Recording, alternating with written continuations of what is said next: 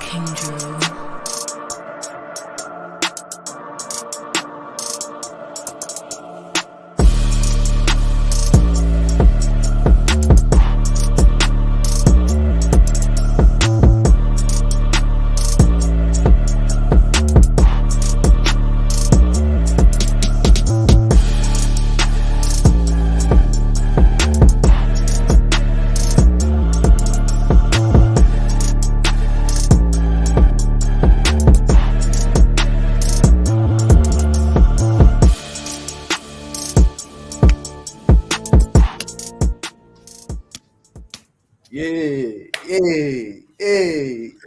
I like that, Jay. What this here? Yeah. What's going on, y'all, man? Welcome back to the episode of the First and Foremost podcast. I am your host, Najeh Wilkins, along with, to my right, Bacon Network, Arvon Bacon. Down below, we got Jerome of Inside the Hashes, man. So back by popular demand, in just a few moments, we're going to give y'all what y'all been waiting for. The top 27 class here in Georgia. It's not easy to do. There's a lot of young thoroughbreds out there, but we put this list together. Again, it's not just one person. This is a consensus rating. So all three of us pooled these prospects, these recruits together and did this top 27. We also got some great honorable mentions as well. But before we start that, we're going to go with our first and foremost. I'm going to start off with Jerome. Go ahead. Give us the first and foremost for tonight. First and foremost, I am dealing with a crazy tooth pain right now. So forgive me if my energy's not all up there. I'm trying, bro. You know, I always want to get on my boys. This ain't hurting right now. But I am excited about the season. It's right around the corner, man. I can't wait. We got high school football about to start in like a week or two. We got college football starting like a week after that. And then 2 weeks after that, it's the NFL. We got preseason this weekend. It's in the air, man. I'm ready. I'm happy. I can't wait because that summer's cool. Summer's all good with the off season and everything like that. But once the games really happen, that's when it's real. So I'm happy. I'm excited. I can't wait. Yep, my first and foremost has got to be Grayson basketball right now. They're pulling them in like hotcakes. Caleb Holt the other day, just 2 hours ago, they grabbed Chris McLavish Jr. from Cal. Nice point guard, man. So whatever Grayson's doing, I know they're building for success. So that's the first and foremost today. Yeah, they balling out, defending state champion. They also got Gawan Harris, Jacob Wilkins, and also Amir Taylor. So they're going to be locked and loaded. Backcourt going to be just as good as it was last year. Put them in the driver's seat, man, to contend for a title. My first and foremost, man, got to be from this weekend, Jonesboro Media Day, man. Talking to the boys, Lucius Murray, Jeremiah Collier, Jeremiah Tickett, and especially they stars, man, in that secondary. John Tavis Wyman, who committed to Georgia, and then obviously Jamar Owens and Cortez Redding, who, my bold proclamation today, one of the best secondaries in the country, man. When we look at John Tavis, what he could do, playing multiple positions on both sides of the ball. Cortez Redding being a hard hitter, defensively. And then obviously Jamar, just cool, calm, and collected, man, doing everything you ask him. Ball hog, also the best hitter, man. So that's my proclamation tonight. I'll say I think they're the best secondary in the country, regardless of classification. That's how elite I think they are. That's a fact. Yes, sir. Without further ado, a lot of people are watching. I think I'm up to 15 in my YouTube handle right now. So it's locked and loaded. I know y'all numbers are going crazy. So we're going to go ahead and reveal the list everybody came for, man. Top 2027 football players here in the Peach State. So let's go and start with our honorable mentions. Hold on. We got to bring our guest on. Oh, true. My bad, y'all. I'm a little too hyped, man. Forgive me. First of all, we do got to bring our guest on. Second of all, my bad. I got to talk about what we got to talk about. Make sure you get your Phenom merch for the upcoming season. Use promo code ITH Football for 10% off all Phenom items. Again, the brothers, they will be at games all season long. Bacon Network and Inside the Hashes. So if you want a chance to cop some of these free gloves, make sure you DM. Make sure you hit them up on Twitter, X, Instagram, whatever social media handle you want to use, fellas. Hit them up to get them come in your game. And you might, if you play up and you ball out, you might win some free merch. Yes, sir. Yes, sir. That was smooth, brother. Yeah, John, go ahead, Sean. Go ahead, Sean. What it do when it touch that rubber stick? Come on now. You been dropping balls? Get your Savino gloves, man. Change your life. Y'all are funny, bro. You got no O's? Phenom is an O. Let's move on, bro. Yeah, just a little bit. With that being said, we're gonna bring on our guest. Y'all may know him, man. One of the best writers, man, I think right now in the game. He's well respected, 50,000 following. Jeremy Johnson of Dogs HQ on 3, man. One of the best ones. I think, a pioneer in the industry, man. Well respected. Jeremy Johnson.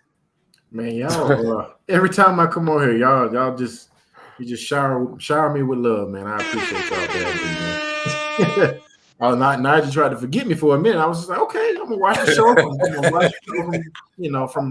I love watching your show. I mean, definitely do. But I appreciate y'all having me on tonight, man. I am excited every time. It's been the highlight of my day today for sure. Man, appreciate that. Yeah, my bad, Jeremy. I got too excited, man. I've been having these kids blow me up, man. They're like, "Yo, you dropping the list?" And my phone's been flooded, man. So I think I jumped the gun a little bit, but I think we get time to give them what they're waiting for, man. Oh yeah, let's do it. All right, let's do it. Here are the honorable mentions.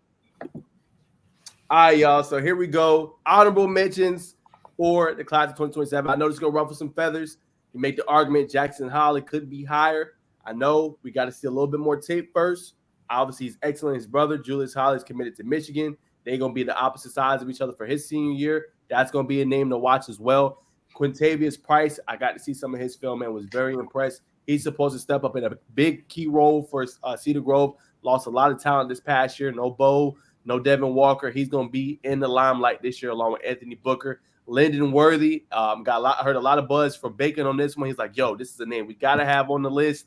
So he's doing his thing out there. Where he's at, he's going to be a key one as well. And then the last one, I'll throw it to the brothers. Grant Hovland, I had to put him on the list. I know someone would be like, oh, he should be higher.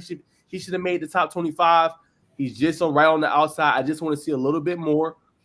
He's obviously young, didn't play a lot last year, but he's expected to step up in that tight end role. Could have a big sophomore campaign from Milton. I know they got Ryan G. I know they got Ethan Barber, but he might be able to get some playing time this year for the Eagles. Outstanding player.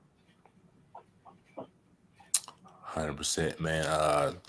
Next two, I rattle off Joshua Scott, QB1 at Stockbridge. Been invited to the underclassmen Under Armour camp. Just phenomenal. Got a great arm. Plays with so much poise to be a young man. Got a lot of high accolades on him right now, but definitely had to throw him on the list. And another guy I definitely want people to look at is, I'm not sure if I'm saying his name correctly, Furus Ibrahim, defensive back at Bergmar High School. Real talented, got a lot of upside, long. He's got some solid technique right now. He obviously got to work, but he's a 2027 freshman, and I just think his his playmaking ability, his ball hawking ability to always be around the ball is why I had to push to get him on the list. You know what I'm saying? The last two names, Carter Mathis, you know what I'm saying? If you know anything about Gainesville football, man, he's definitely locking the side down. I believe he plays on the left side, if I'm not mistaken. Carter Mathis is definitely a dog, man. Najeh raved about him. You know what I'm saying? He's definitely, we got to have him on the list. I thought, in his opinion, maybe the best one of the best on the offensive line. Jackson Bone, not too familiar about this young man, so help me out, fellas. But I didn't know he's a running back, RB, and a defensive back. But if anybody wants to help me out, I don't know too much about the young man. He rushed for 1,000 yards. I think he had close to 16 touchdowns in his freshman year, man. So kind of a do it all kind of guy for them. Leaned on heavily in the run game. So special player. Another one I wanted to mention, Kings Academy. Don't necessarily always get the love there, but he did his thing, man. Definitely well deserved to be on this list. And Mr. Fox Kyles, man. We saw him at the U.S. Army camp, man. Brother can play. Long, wiry, man. He's got the frame for big arm as a freshman. Just need to clean up on some things mechanically, but definitely has a high upside and definitely will have the opportunity once he's handed the keys to the Grayson office, can take it to the promised land if they don't get there this year. So, A quick name to mention that's not on this list, and I'll let Jerome go, is Nigel Newkirk, right? He plays out there in Ola. We don't talk about him a lot, but I'm hearing a lot of buzz about that name. Might be where he's at, but that's a name that don't be surprised he starts kind of shooting up in the rankings. When the list do get revealed, he'll probably be on it for 247 or on through whenever they release their 2027. But that's a guy as well that's dominating where he's at. That's not on this list, but definitely needs to be mentioned as well. Yeah, Landon Worthy is a guy I think heard from you guys on him. I'll watch a little bit more tape on him. He seems like a guy that got a lot of upside. Michael Fox, quarterback at Grayson. Grayson, a guy that I think can really benefit being over there with so much time there to develop with the team. Price. Didn't know about him before we made this list. Looked him up. Very impressed with him. Followed him. I looked at him. And then Grant Holloway, obviously, big program over there at Milton, plays very well. He looks like he's going to be in a long line of great tight ends from Milton. So, I want to know what Jeremy thinks, man, because he, on three haven't, started on the 27th yet. What's your thoughts on some of the players that we have here? Can you hear some of these guys? Anybody you recognize? Yeah, I've come in contact with quite a few of these guys already. Jackson Holly is a guy that I've covered his brother quite a bit. Julius, he really exploded this summer. And if he's anything like his brother genetically, he's already. I think we saw him a couple days ago, actually, and he's already got some size to him. And his brother really didn't his body didn't explode until maybe late in his sophomore year, going into his junior year. So he's got some growing to do. I think that's the guy that'll play for Alpharetta this year, and he'll get some experience. So he's already kind of ahead of the curve there. Carter Matthews is a guy that really intrigues me just because he's playing for Gainesville. That is Gainesville, correct? Yes, sir. Just playing that early for them with that veteran offensive line. They got a couple guys, Alex Payne, and their center. I really like. I like his game. He's a G5, low power 5 type of guy that plays center for them. But that's a veteran bunch over there. So if that young guy can get in there and be involved in that group and be a pivotal piece, he's kind of got that ceiling of being that next group of guys. Him and Tyler Ford over there. And Grant Haviland is a guy that I've heard about for the last 2 years already, before he ever reached high school. Really high on him, really love his skill set, can really catch the football, but he's also added some size to be able to block. Obviously, Milton will have Georgia commit Ethan Barbour and Ryan Gees going to Auburn, and those guys are really highly touted. But this young man is good enough. It's good enough that he will be on the football field at some point for Milton this year. He's going to be too good for them to just have him sitting over there. And then when those guys move on, his game will take another step. Because once they leave, you'll lose C.J. Wiley and some of these other guys that we've become accustomed to at Milton. So he's in a position to be one of these guys that'll be the focal point going into his maybe junior year next year. Great point. That's our honorable mentions, man. Shout out to players that made it. The player we didn't mention was Alex Scott. Outstanding season for Toombs County. You guys know they got Lagonza Hayward, who just committed to Tennessee. He had over 100 tackles in his freshman year. Just an outstanding player as well. We didn't mention him, but he was on our honorable mention, so I want to give him a shout out as well. Keep doing your thing, man. Think you're cheering in the right way, and we'll continue to see your tape this year. But that's honorable mentions. We ready to list the top or the bottom 5 before we get up to the top 5. Yeah, top 25 to 21. Here we go. All right, so here we go. As we hit the DM on some of these players, so Janai Batman Weaver plays for Hapeville Charter, a player that I know Jerome was very high on. He advocated for this guy to get on this list. He said, man, he got to be on here. I don't care what we doing. Got to get on here, man. Special playmaker. Go up and look up his 13U film, and you see what he could do on the football field. Outstanding. Goes in a big role this year for them. Kevin Caldwell, man, got a chance to see him at the Nega Classic freshman game. Was thoroughly impressed. Man, ball hawk for Parkview. They're going to start off with North Paulden. He just has the intangibles, man. He's long. He's athletic. Plays the ball well. Come down and get the big hit as well. At 23 was Cole Crawford. I heard a lot about this kid from Cartersville. I haven't seen him up close and personal play yet, but I have seen his film, man, and he's just a guy that can just play multiple positions, man. I think he really projects well as a tight end, but also can play that middle linebacker role at an elite level. So kid just all around great for Cartersville. Gonna be, I think, the next great prospect out of their program. And then Tyler Ford, we know the buzz around him. Got offer from Duke and other major Power 4 programs. Expected to take a big leap forward this year. Expected to start for Gainesville this year. Expected to have a big role for them. And then it wouldn't be right if we didn't have Hudson Hill. Hudson Hill had over 1,000 yards last year. What Aaron followed along with CJ Doctor and what they were able to do, man. That's not easy to do. Like, that was the biggest question mark about Prince Ave.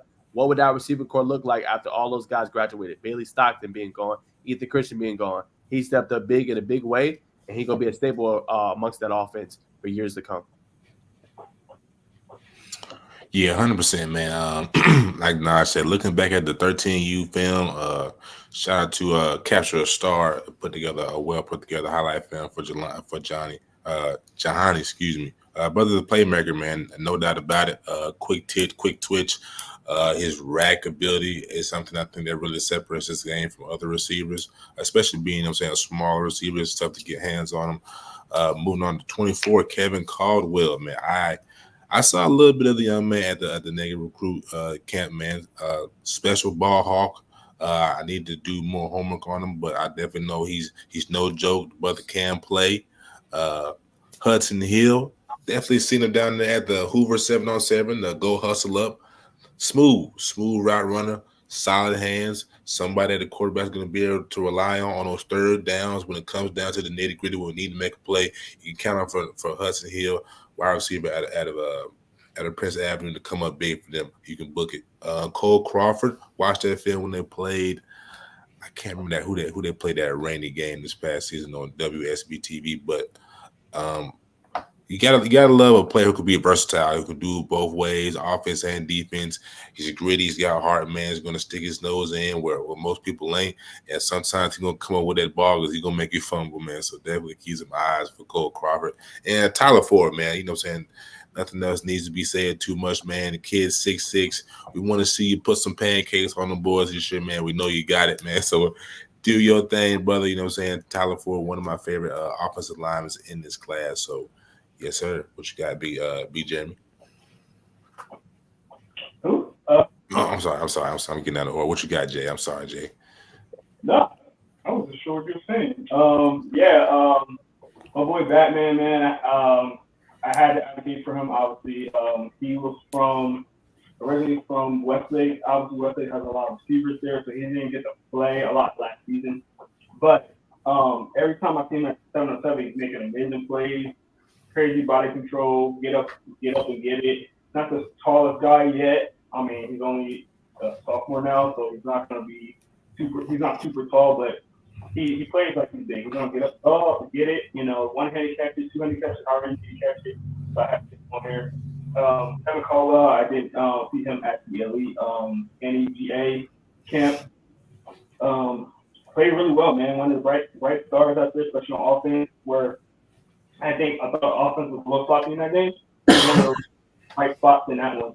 Tyler Ford, big dude, especially being as young as he is. What's his size again? 6'6". 6'6". Yes, sir. Insane size for a sophomore, man. Crawford is the guy that you guys put on here. I look for like a little bit of safety, very versatile. Moves very well. I like how he plays. I want to watch more tape on him. One of the guys who said watching the tape on him. Hudson Hill, I don't know too much about him, but I definitely want to put more tape on him. What you got, Jeremy? Dude. Yeah, I've happened to come in contact with a lot of these guys already as well. If this is your bottom 5, I'm scared to see what the top 20 of these are. Like, this is crazy that this is 21 through 25. All of these guys are really good, potentially Power 5 type guys, and they've all had a little role. Most of them have had a role for their high school teams already. I'm gonna start with Batman. Batman has been a guy I've heard about for the last 2 years. He was one of those guys that was really great at the youth level. That he created buzz of where he was going to go to high school and what he was going to go to high school level. His game, just kind of looking at him physically, kind of immediately JoJo Stone comes to mind. I don't know if you guys remember JoJo Stone, but that's a guy that had a lot of ability to do a lot of different things coming into high school, and was able to do a lot of those things early at the high school level. He may even end up. It's so early in his high school career. You just never know where he's going to end up. I think at some point he may end up playing some defensive back. And that's Hateville. Hateville keeps they always have good guys in that secondary. They coach them really well over there, and receiver too. I mean, so that's a good place for him. And that's an opportunity to see where he goes over this next year. He's gonna be a potentially a big time playmaker. Kevin Caldwell's guy I've heard about for a while as well. Just being at Parkview, being amongst that next bunch behind Jalen Crawford and Mike Matthews. Anytime you're a guy that can compete over there, you're going to get some looks, and you're going to be a guy that has a lot of big shoes to fill. I like his length like you guys do. I like his movement skills. We'll see how physical he's going to be over the next couple of years. Cole Crawford he's one of those guys that's going to be special, and it may not necessarily be football. I mean, he probably will have an opportunity to play baseball at a high level at some point. He's a really good baseball prospect as well. Big, long arms. He's fast. He's physical. He's got the pedigree. He's a guy that plays the game very smart. He's already playing a lot for Cartersville. So he's one that in 2 years we're going to be looking at one of the best linebackers in the country, not just the state, country, just because of his length and his ability to play in those spaces in the zone. Tyler Forrest, he's just a massive human being, and this is still kind of really early for a big guy. There's so many changes that you're going to go through over the next. He's going into his sophomore year. By this time next year, he'll be a completely different player, and he's one that's should be excited to see where he goes physically, because the size is there, the height is there. He's already learned how to play physical for a guy that's so young at that high classification. So I'm excited to see what he does. And Hudson Hill's amazing. He was a really key target for Prince Avenue last year. Love the way he runs his routes. He doesn't run them too fast. He already has a good feel of playing in the offense as a receiver, as an inside guy. Particularly, you have to be able to feel those zones and not necessarily run 6,000 miles per hour, but just, okay, here's an option route. Bam, let me sit it down right here and get this 15, 20 yards. He's really good at doing that. He's also got some explosiveness as well. He's a guy that I think that will be one of the underrated players in the state, and then you'll look up at the end of his junior year, and he's going to have 15, 20 offers from big schools, and he'll be, breaking all kind of records as a receiver. So I really like his game, and all of these guys are really good football players for sure. What's that? Endless Jeremy. All right, y'all. We're going to go ahead and roll on to the next set of players. Excuse me. Here we go. So we got 20 through 16, starting at 20. We got to give South Georgia some love, man. And one thing that stood out, I heard he had a great year last year for Valdosta. But I was in Macon, y'all. I got to talk to Coach Felton, and he put an onus to make sure I mention this name.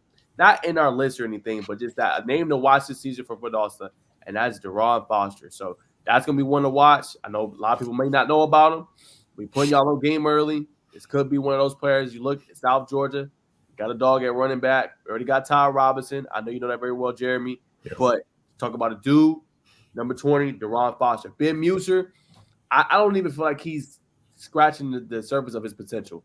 You go back and look. I mean, I remember me and Jeremy be on the sideline, and we was in awe of what he was doing on the football field, especially with that one throw he made over across the body, buying time, and threw it for a touchdown. I mean, this kid has highlight potential all over his name, man. I mean, he's super special. It's going to be interesting to see if he wins the job or not for Prince Ave. Still up kind of in the air. They've been split snaps all summer, but this kid is the real deal. Can't wait to see what happens for him in his career.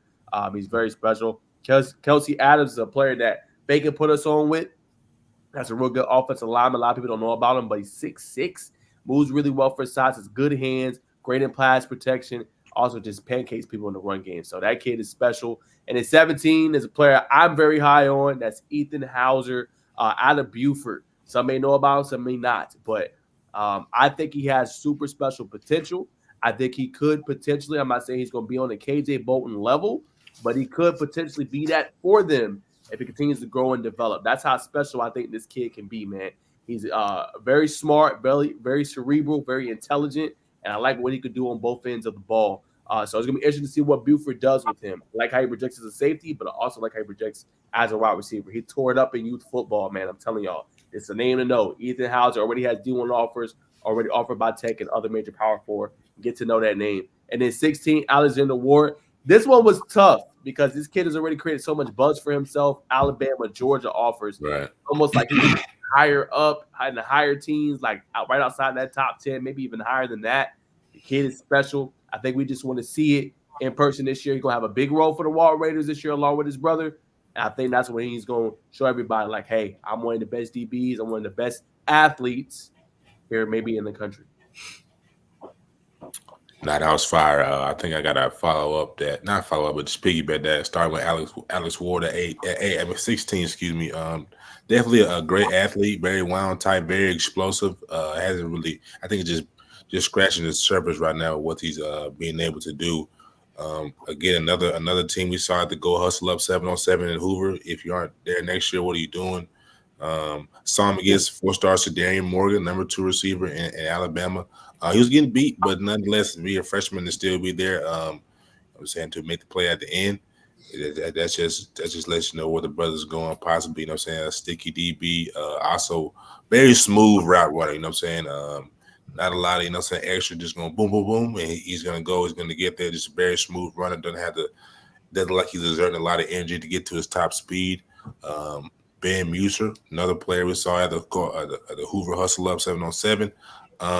The story that y'all just talked about, where y'all see him go across the body at the buying time and throwing a touchdown, just sells itself. It sells itself. So that's definitely gonna be a prospect. I put a lot more time on watching this film and hoping that the brother can see the field this fall, man. I know he's in the quarterback battle, and we know how those go. Kelsey Adams at the 18. You know what I'm saying? Najeh said it all, man. Just an offensive lineman. It's tough to see, some holes in this game, maybe some technical things, obviously being bigger than everybody right now. Phil's going to look exponentially better than most. Nonetheless, a well-polished offensive lineman, long at North Clay, man. So I had to shout out and show some love to the South Side, man. So shout out to Kelsey Adams for doing his thing. And Ethan Hauser, man, another prospect that I need to do more homework on. Y'all laid it out for me. Y'all comparing him to KJ Bolden, who's going to get some snaps, a lot of snaps, man, will be at Georgia. So definitely going to keep my eyes on him. So yeah, man, I think this is a solid list. Don't beat us up too much in the comment section, ladies and gentlemen. Yeah, definitely. Jerome Foster, a guy that I need to do a little bit more work on. So I'm going to look at him. Ben Muser, you can tell by his hoodie that, we've seen him at the Georgia Elite Classic. Played really well there, was one of the best quarterbacks there when we've seen him. So I'm looking really good. He looks really good and want to see more from him. Got a good team around him as well, so that also helps. Kelsey Adams, another guy to look at a little bit more. Ethan Hoover, DB. You said Najeh. Super talented guy, plays really well. He very versatile. You can use him in KJ role where you can kind of move him around, get him some nickel safety, corner, wide receiver, maybe pin him in the backfield a little bit to get some run. Very versatile guy. And Alex Ward, the Wards are doing their thing, man. Playing extra. They make sure that they go at every camp, and that's why they're getting their looks and people are buzzing about them, man. They're making sure that they go to these camps and not only just going to the camps and saying, "Hey, I'm here." They're actually balling out. They're doing pretty well. Both brothers. Very curious to see how they do at Walton this year. I said before, I thought his brother was probably going to have one of the best, underrated player type of years. And I think, Alex have a chance to, get his name in there as well. So that's my guy. What about you, Jeremy? Yeah, this is a really good group. Jerome Foster's a running back down at South Georgia down there. He's a very good player. Already had a big role for him last year. Dynamite is just the best way to describe him. Ben Musser, he's an electric player. He's definitely got some. He's got some juice to him. Man. I don't know how else to say that. It's just he's got an electric play style to run, throw, and move. If anything, he kind of has to learn and adjust to playing quarterback, and dial back a little bit of that playmaker. He's playmaker first right now. That's kind of where he is. That's probably an area he's going to have to grow a little bit playing in that offense. But he's an exciting football player, and I'm excited to kind of see what he does. If he gets obviously he's probably going to play a lot. He may not be the starter day one, but he's going to play. That's just going to be what that's going to be. He's really good. Kelsey Adams is a guy that I've heard about for a while, and he's a massive young human being. Warren Gaston is a guy that's kind of in the spotlight today. Some of the things that were said about Warren at this same age are being said about this young man, and I can see why. He's very similar stature, play style, kind of raw as far as technique. But like I said about Tyler Ford, you at this point, these guys, you don't know what they're going to become because they're still 1 year into lifting weights, and their bodies are so big that they're just literally trying to catch up with their hands and foot and learn how to move in these big giant bodies that they have. So that's where he is right now. He's got a chance to be a special one for sure. Ethan Night Train Hauser is a special athlete. I mean, he's going to have a role for Buford this year. Everybody, when you get a guy like this, you start to bring the KJ Bolden comparisons up. I don't know that he has the same kind of electric speed that KJ had, which I don't think there are many people that do. But I immediately my head goes to Nasir McCoy as far as a comparison, a guy that is going to step into the spotlight this year. He was a lot like this at this same time last year. So I'm interested to see how they use him. If he plays receiver more, if they use him in the secondary more, because he's got really long arms, so he can play some corner, he can play some safety, and I know he will have the physicality to do what he needs to do. He's one of the top guys I've come in contact with in this class, so I've really enjoyed watching him. And Alex Ward is just smooth, man. That's the best way I can describe him. Everything he does is just flows in symmetry. He runs routes really well. He goes up and makes catches, and he just comes down like he doesn't effort to do anything. So that's a really good spot for him. Probably a receiver at the next level, probably a receiver, over this next year at Walton, and that's going to be a good fit for him because they're going to throw the football around. He's going to get his opportunities to make a lot of plays early on in his high school career. All right, y'all. So that's 20 through 16. Again, great expert analysis by Jeremy, man. He's seen a lot of these guys already. We're going to go ahead and roll 15 through 11. All right, so here we go. This one was tough, Jeremy, because Jake Godfrey should be higher. That's how elite he is. Here we got, like I said, major power 4. I'll start with him at 11. The kid is a stud. He's what I think makes North Gwinnett such a sleeper this year. And that's because they got a guy on every single level. Cole Funderburk going to Wake Forest, edge, working that first step this year. He's going to be potent. Then you look at linebacker role, Jake Godfrey, what he can do and what they ask him to do at that linebacker role all over the field. And then Chandler Jordan on the back end. This team is going to be so good. I mean, and Jake Godfrey is one of the reasons why. Then you look at 12, Elijah Peaks, obviously going to be coming in. I think he's at Cartersville now, if I'm not mistaken. I know he played at Paulding County last year, but I think he came over to Cartersville this year. So they're going to have another dude where we talked about one of his teammates, which is Cole Crawford. So he's going to be kind of plugging up that middle, being good in run defense and also rushing the passer. And then 13, man, if y'all know the name Riley Drew, get to know the name Riley Drew, man. He's already drawn some big comparisons. The coaching staff at Grayson is raving about him. Jalen Bell, who's out on the podcast multiple times, the Indiana committee's raved about this kid. I mean, he's going to start for Grayson as a sophomore this upcoming year, man. And I think he's more than ready for the role. He was getting buzzed up last year when I was getting to know the 2027 class. That's special. London Goggins is another one you guys need to know. But Riley, man, he's that dude. And I think a lot of people are going to know a lot about this name here pretty soon. Katarius Mooney Gibson got a lot of playing time last year alongside Tyree Green, who's now at Buford. He's going to be the guy this year at that lead tailback role. But if you talk to head coach or talk to running back coach Jonathan Dwyer, he raves about this kid and his potential and how special he is. And he just, a quiet kid to himself, but is a thumper on the football field, man. You give him the ball, he's trying to thump you, outrun you. He's trying to do all that to you. The kid is just on another level. And then Gabe Prince, Another great offensive lineman. We think one of the best ones in this class so far. Big, can move well with his feet, man. A reason why that Prince Ave offense has been so lethal, along with obviously Aaron Filo and all the crew. But you got to have guys like this, Gabe Prince, being able to protect and being able to block, the blind side, be able to switch off and be able to get out in the pass game and the screens and things like that. Mooney Gibson, man, probably was. I enjoyed watching his film the most. Another capture the star, legendary film, man. Capture him, and I'm not sure what age. We say 14, 15. You not sure, but like Najeh alluded to, man, that Coach Dwyer had high praise for him. Kid that I think as he grows can definitely be like a McCaffrey type style.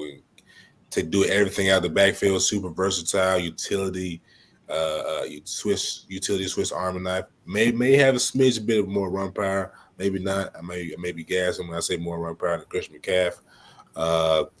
And Jake Godfrey, like a missile.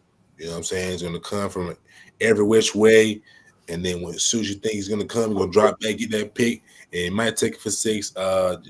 He's a linebacker in a linebacker's body, but his speed I think screams more than just linebacker. Special athlete. Moving on to number 12, Elijah Peaks, man, one of the best in 2027.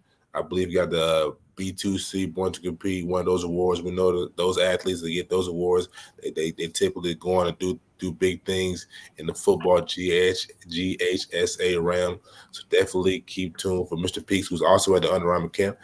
He has some positive reps. He has some positive reps. Moving on to Mr. 13, Riley Drew. Special name. It fits him, you know what I'm saying? That's a star name, Riley Drew. Like you said, get some starting reps at the DB position this year for Grayson, who's on the trajectory to possibly be one of the state championship contenders. Special, man. They had the Catapult sports bras on, man. I believe you just a tick can't do record speed times under Jaden Hollywood, man. So definitely a lead corner. And Gabe Prince, man, just another big offensive lineman we like. We ain't gonna play with you in the trenches, man. He gonna move you around. So it's gonna be interesting to see how he develops moving forward. But I like this list. Yeah, definitely. Gabe Prince, big guy, huge guy, got a lot of strength to him. So I want to see how he does. Pretty good on his feet as well. Mooney is a guy that I want to see a little bit more of. I heard a lot about him being at Kill. Riley Drew, man, he's gonna be special, man. He's gonna be special. We seen him at the practice. I think it was the Vietnam there. I think Jeremy was there too. I'm not sure. I can't remember. But he looked really good at back there. Had a good. Actually, the Bacon was there too. I think had a really good pass deflection, everything. Elijah Peaks was one of the guys that I think that we should be on his list for sure. First of all, defensive tackle. I think he's more inside, but he can play a little outside as well. Jay Godfrey, I seen him last year at the stadium. I can't want to call it Georgia Dome. It's not the Georgia Dome. It's the Mercedes Benz. Seen that at the Mercedes Benz at the Perfect Cal. Played really well, man. All around the field, always made his presence known. I think he gained some muscle over the summer too, man. I've seen him and I was like, he looks a little bigger. So definitely looking to see how he does. What you got, Jeremy? Oh yeah, this is a strong group as well, man. This group, Riley Drew's the one that has the most buzz. He'll get a lot of playing time this year. Early in the year, you're gonna see him get tested. They're gonna try him just because he's the guy that nobody knows. You've obviously got Jalen Bell that he's been out there for 4 years now, so they're not going to test him as much, but they're going to come out to Riley Drew, and it'll be his opportunity to make some big plays early. So he may be a name that by mid-season we're going to get to see a lot of, just because he's probably going to have some opportunities to have some picks and make some big plays. I really like this entire group. Mooney Gibson is like tackling a little bowling ball. I mean, he plays with that really low center of gravity as a running back. It's like trying to grab him. It's like, oh my gosh. He has a perfect coach in Jonathan Dwyer. Honestly, he's very similar to what Jonathan was as a player. I don't know if you guys are familiar with Jonathan Dwyer as a running back at Georgia Tech, but you might need to go check him out because I see a lot of his game in this young man. So Gabe Prince, big tackle out of Prince Avenue. He got to rotate a little bit last year against with a veteran group. They had a lot of juniors and seniors that played for him last year, and he was pushing for playing time from day one. Really long arms. He's gonna get bigger. He's gonna get stronger over the next couple of years, but he's got really long arms and he's already got a frame that could handle way more weight. So he's not like all these big guys. We're a year away from seeing the monsters they will become. And this young man happens to remind me a lot of for another number 77 that plays over at Fellowship Christian, Josh Petty, who's a 5-star, for most people right now. So he's got a lot of that same skill set in his game. I know I'm jumping around, but Jake Godfrey is a guy that's been it's like having a coach on the field because he's a coach's son. He talks football with his dad all the time. He loves the game. Very fast player. He's a middle linebacker, but he probably runs like an interior safety type. And he can get to some stuff that most middle linebackers can't get to. One, because of instincts and knowing and knowledge of the defense, and two, just having that straight line speed. Elijah Peaks is probably one of the most exciting young defensive linemen in the class.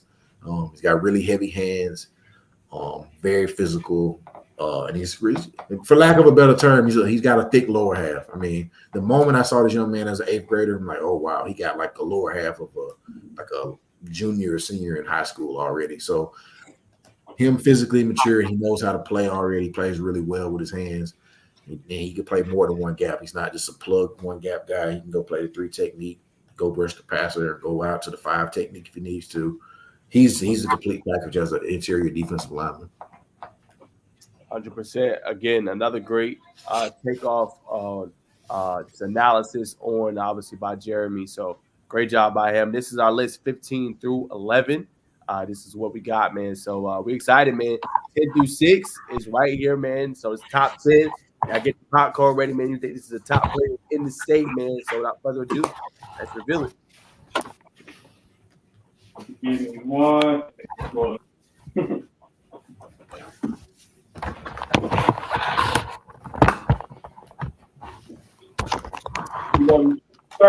to our chat real quick.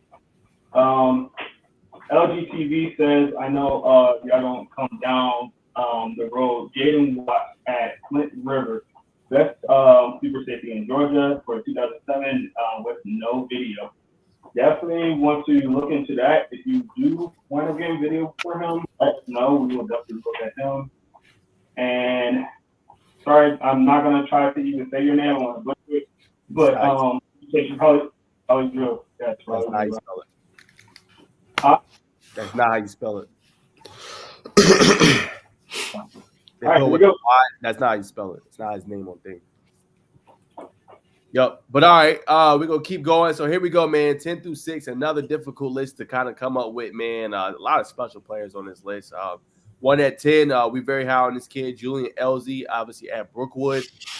He's going to be one of the main kind of defenders for them this upcoming year, at least one of the notable ones, man. We got to see him at, obviously, Recruit Nega Camp over the summer, man, and he was one of the most impressive DB MVP. So I just like what the kid can do, man. He's physical. You could tell that he likes to hit, and then he's also a ball hawk in the air, man. Has good footwork, good technique, and I think his ceiling, man, he could be one of the top DBs, not only in the state, but let alone the country. I think that's the kind of potential he has, man. So I think he's just scratching the surface of it. At 9 is Joshua Sam Apele, obviously plays for Douglas County. He's going to be one of the reasons why they're supposed to be so explosive this year, just being able to protect DJ Bordeaux. He's already getting playing time early on, and he's going to be, playing early as a sophomore next year, obviously for Douglas County, man, expected to have a large key role for them this upcoming year. And then number 8, Jaden Worth, man, you can make the argument edge/linebacker, what he's able to do on the football field. I think he had over 144 tackles this year, 14 sacks, I think 36 tackles for loss. The kid is a stud. I mean, do that as a freshman coming in, you know what I'm saying, with, Similac behind your ears, man. I mean, yo, bro, that's just special, man. So this kid right here, definitely, you go see his name definitely within the top 15, top 20, whenever 247 or on to release their rankings. The kid is just that special. And number 7 is crazy, man, because they said Max is already better potentially than his brother Sammy. And that's kind of crazy to think about. We know how great an elite Sammy was, who's at Clemson now, at the linebacker role, at running back. And they saying his brother might already be better. That's what I'm hearing from some experts and people. So it's crazy to think about, man. But this kid is special. From Jefferson, man, he's going to be one of the key defenders along with Keelan Jefferson. But I expect this kid to take a big step forward this year. He's already known around the state. But I think this year you're going to see him kind of become a national name if he's not known already. That's just how special this kid is, man.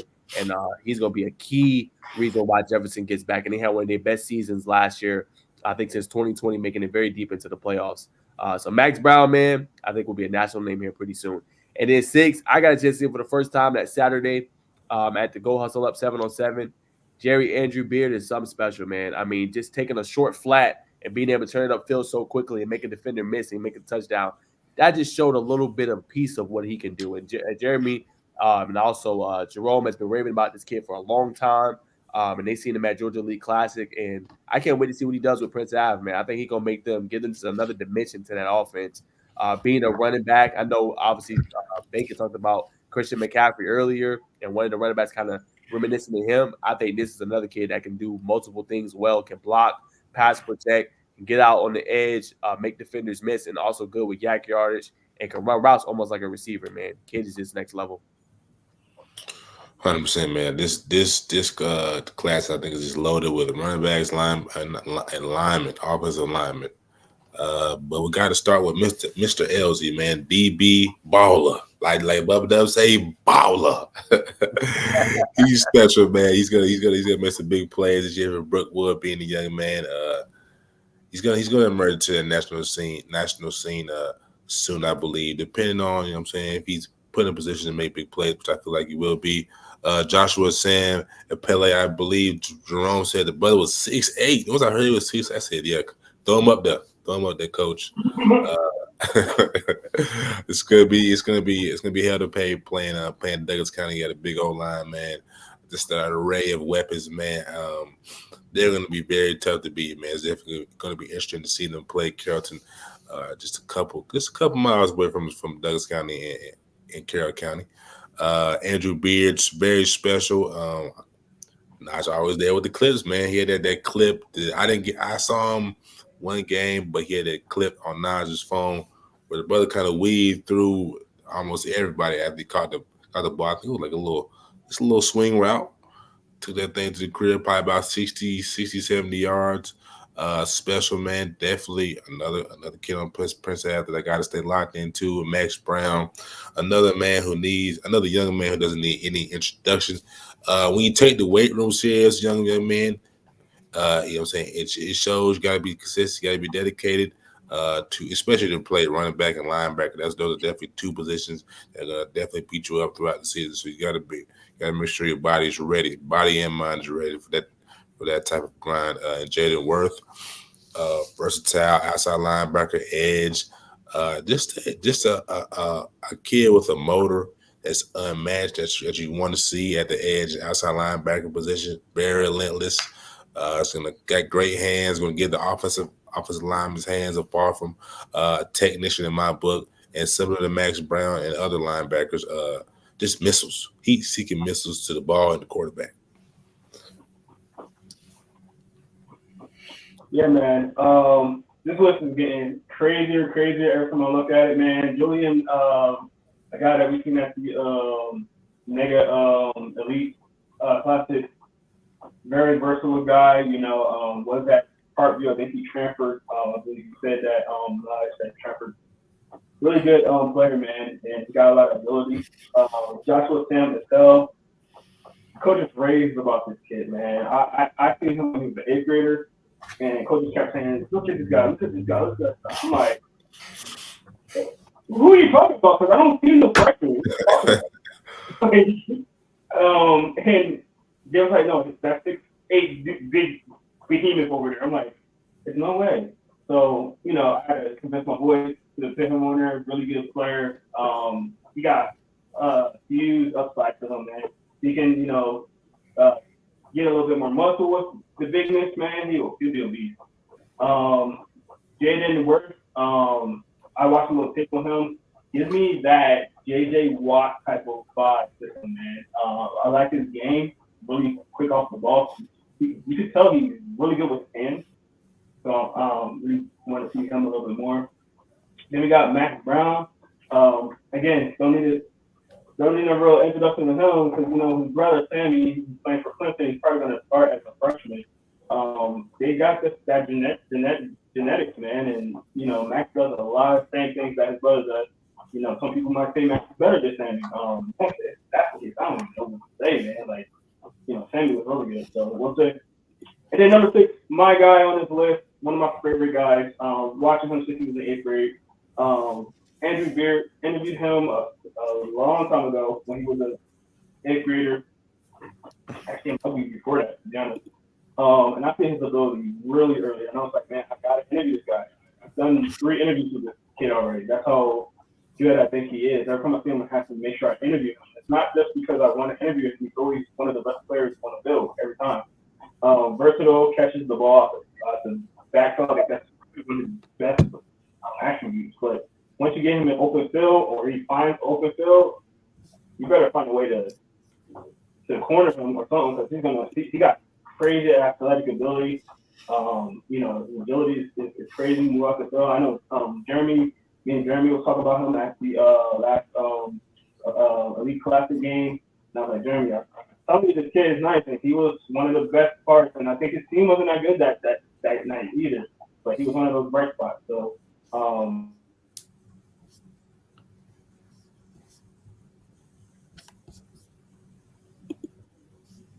think brother froze. Yeah, I don't think he froze.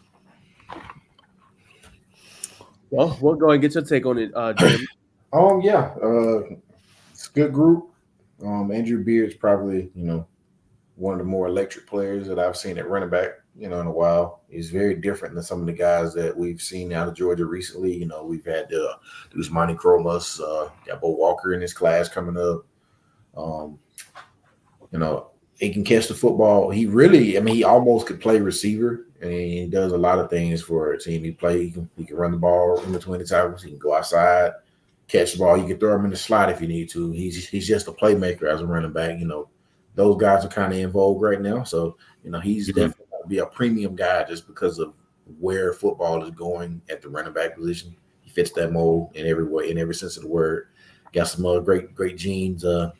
Uncle Garrison Hurst is probably one of the greatest running backs I've ever watched with my 2 eyes when he was at Georgia. So big time genes there. Max Brown, speaking of genes, Max Brown, obviously his brother Sammy Brown is going to probably be a starter for Clemson at some point this year.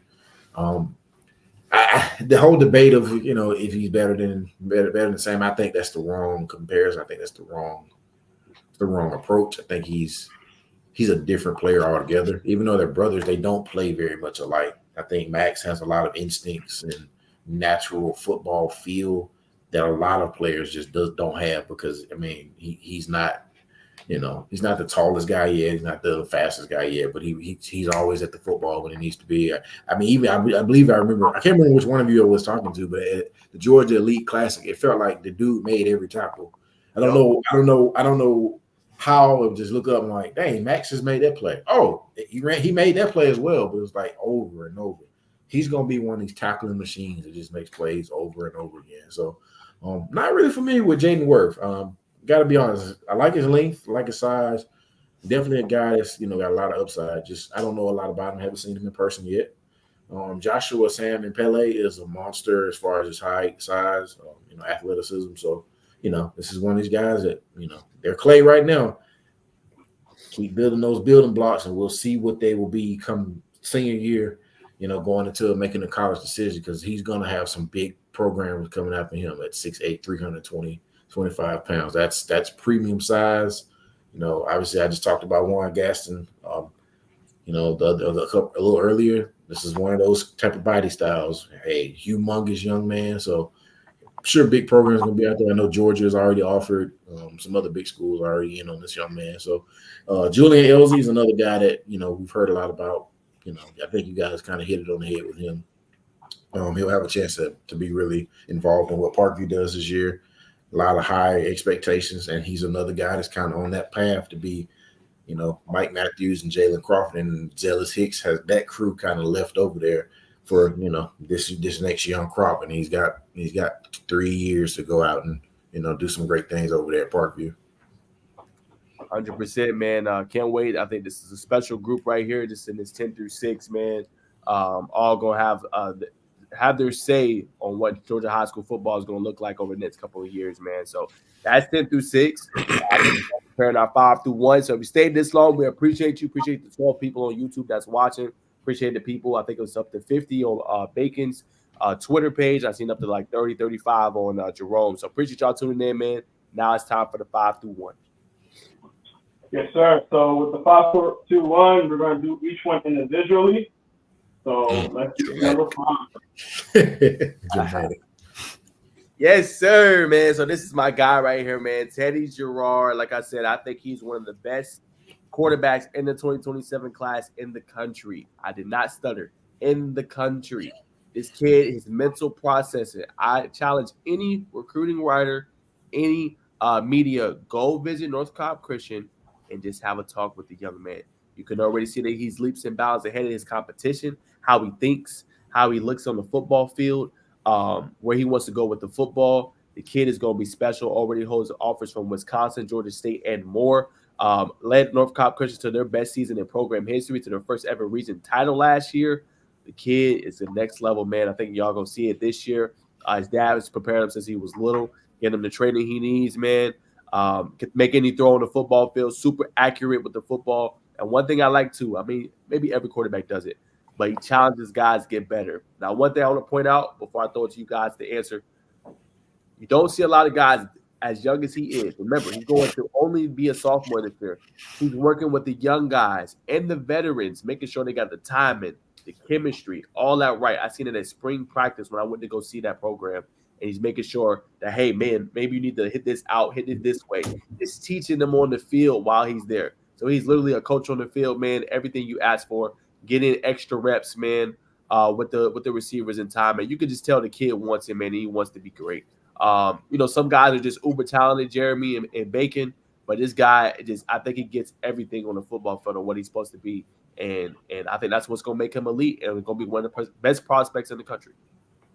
Yeah, 100%. I agree. I saw his film. He's a gamer, man.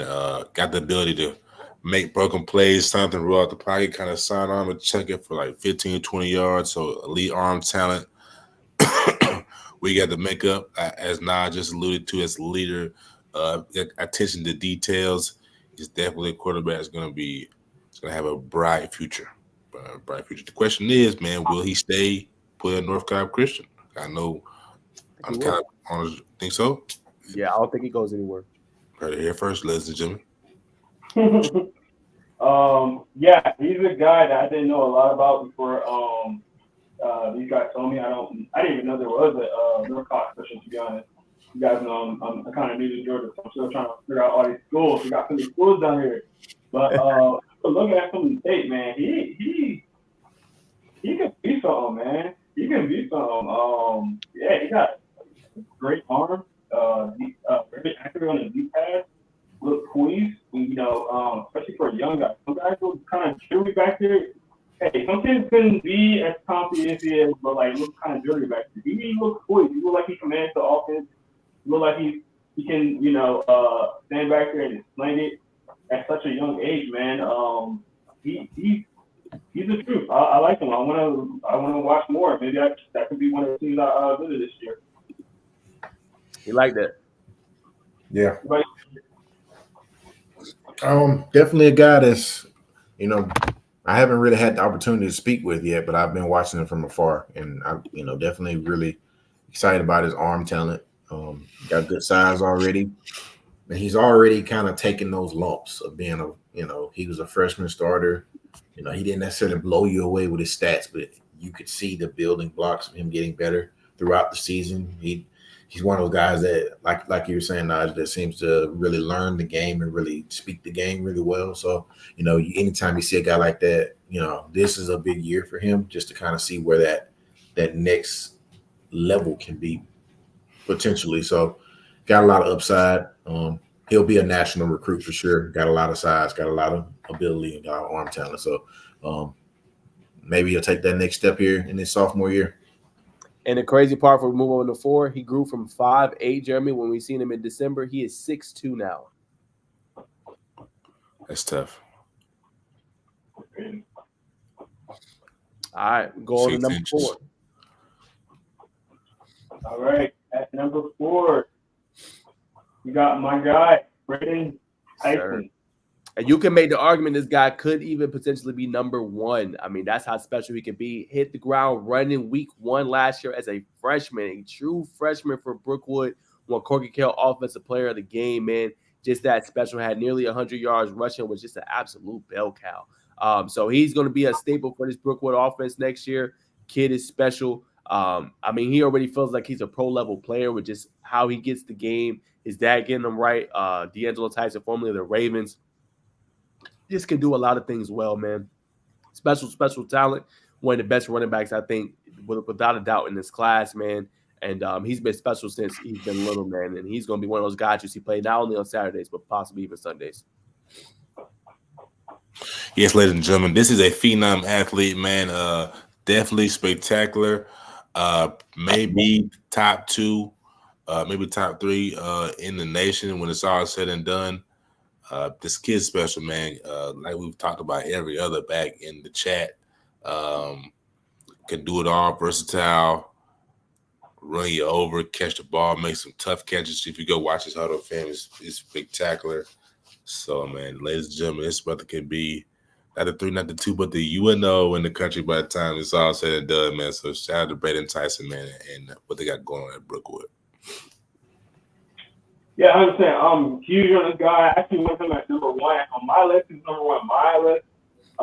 Seen him last year at the Corky Kell, Corky Kell kickoff game in the bench last year, and he really impressed me. So much so that, I had to make sure I give him the photo that you see right now. It's actually his profile photo. He still has my photo on his profile. That's pretty cool. But man, he was a baller, man. He had, I think 100-something yards, running over dudes, this and that. And I'm like, yo, who is this kid? Like, I'm thinking I thought he was like a Justin Hayes or something like that. Like, is that his little brother or something? Like, no.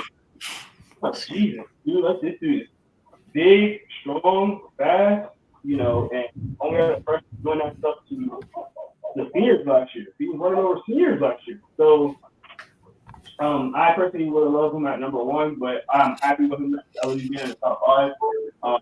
Like Bacon said, he is a phenom athlete. I actually was surprised that he was a phenom athlete. I even knew it. Really good player. Can do it all, man. Can do it all. So my number 1 in my heart. Yeah, this is a really good football player. He just walked right into high school and he was the feature back. Been nothing short of spectacular. He may have a little bit of a role on defense this year just because, he's such a really good athlete that you don't want him standing over there and not doing anything when he could be helping your defense as well. His father was a defensive lineman at Georgia and in Baltimore Ravens in the NFL for a couple of years. So he's got some of that in his background. I know he wants to play running back. Very physical guy. He punishes defense. He's one of those throwbacks. He's not an extremely tall guy yet, but he's one of those that just over 3 hours, you just get tired of tackling that load that he's about 220 pounds, 230 pounds already, and he just wears you out. So this is another guy that's really mature physically already, but I'm excited to see what he starts to add to his game as far as catching the ball. Getting a little more speed in the open field, because that was something I thought he might have struggled with a little bit. He would get in the open field and he wouldn't have that next gear to go get the touchdown. So that's kind of that next growth for him. Very, very dominant high school football player over the next couple of years for sure, if he stays healthy.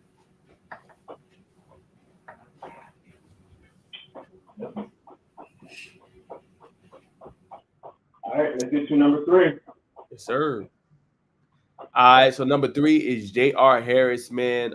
Played obviously with Coach Ballard and his 7-on-7 team, man. And I got a chance to see him for the first time there, man. I was really impressed with what he was able to do, how quick he gets rid of the ball, how pinpoint accurate he is as well.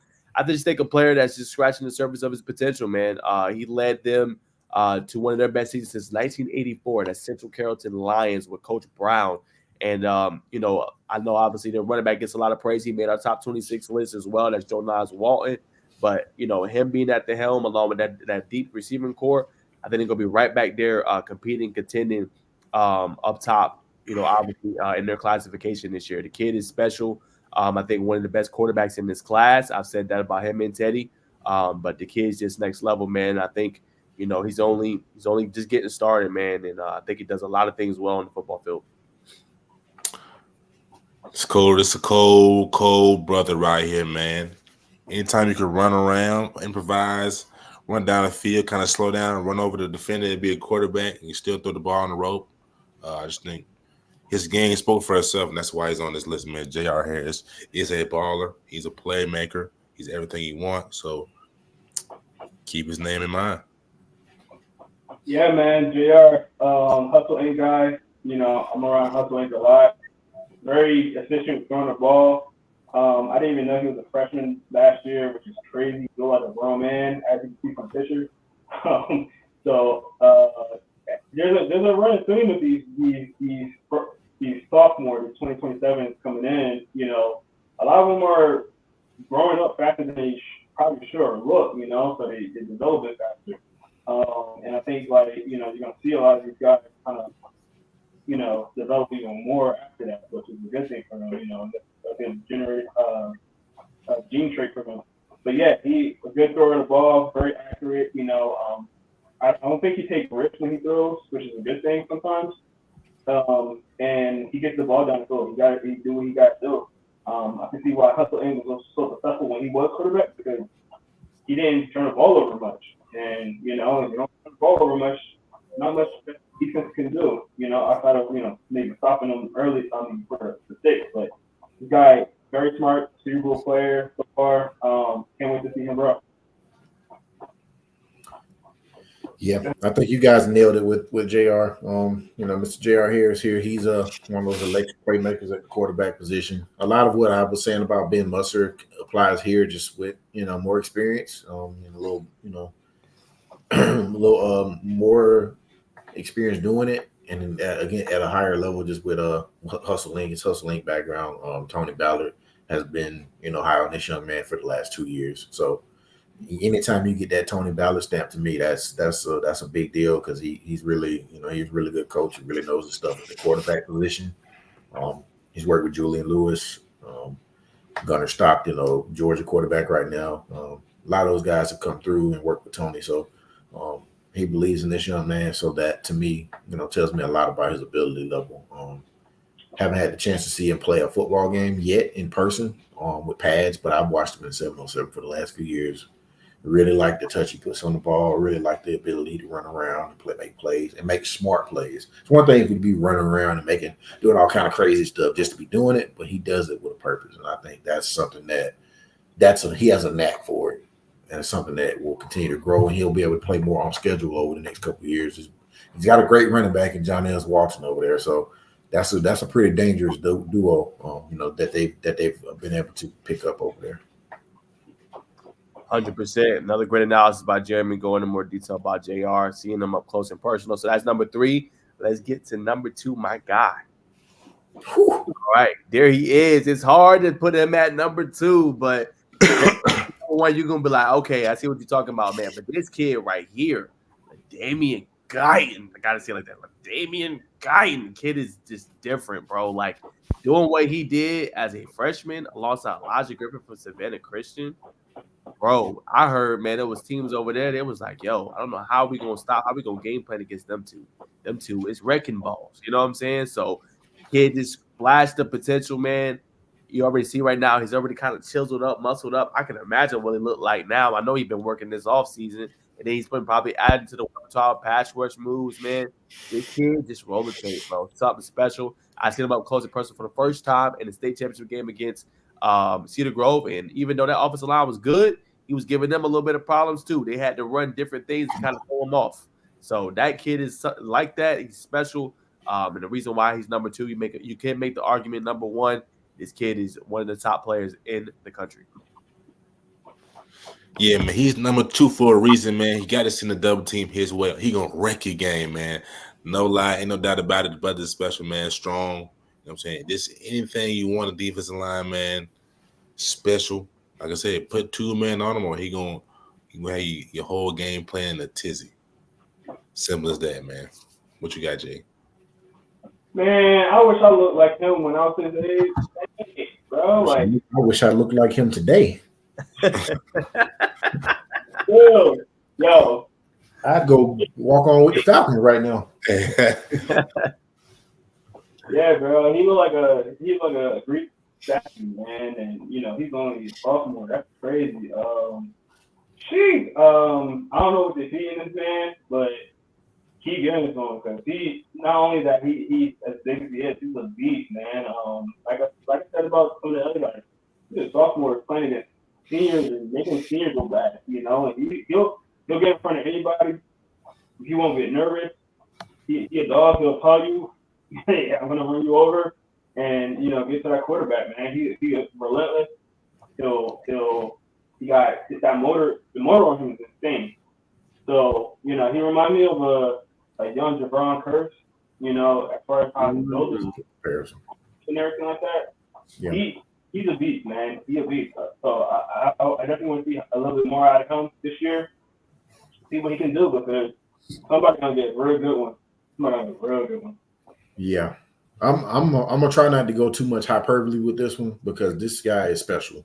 Like I don't know how it's to really to say it without going too deep, but like this is a special one. This is one that could be the number 1 player in high school class, go to college anywhere he wants to, and goes number 2 or 3, number 1 in the NFL draft. That's where I think this young man's upside is. I mean, he doesn't have a hole. There's not a hole in this game, and this is as a freshman. I mean, he's got the body, probably 6'4", 6'3" right now, probably 235, 240 pounds.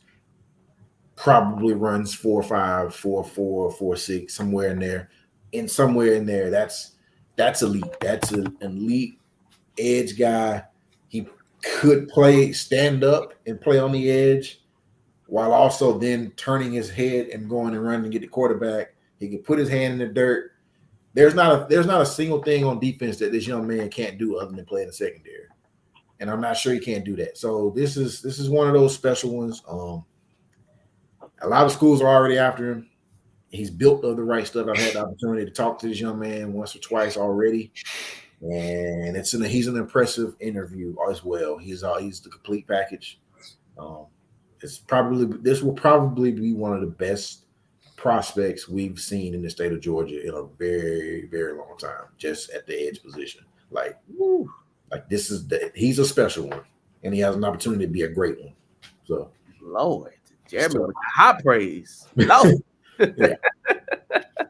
Yes, sir, man. So if y'all know the name, Damien Guyton. Every time I see his name, that's how I'm gonna see it. Damien Guyton. That's how good he is, man. So every time we see him, that's how I'm gonna say his name, man. Kid is special. That's number 2. So drum roll, please, Jerome. Drum roll, please. Number 1. Woo! Yes, there sir. he is, right there. We got the wrong name. Let me fix that real quick. Yep. While he fixes that.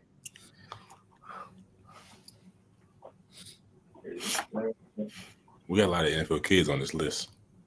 Yeah. Good Yeah. touch. This 2027 class has a chance to be a really good one. Yes. Especially at the premium position. We're talking about 2 guys, these top 2. It's hard to get those types of guys these are the guys you see go high in the draft because there's probably about 15 human beings on earth that can do what they do.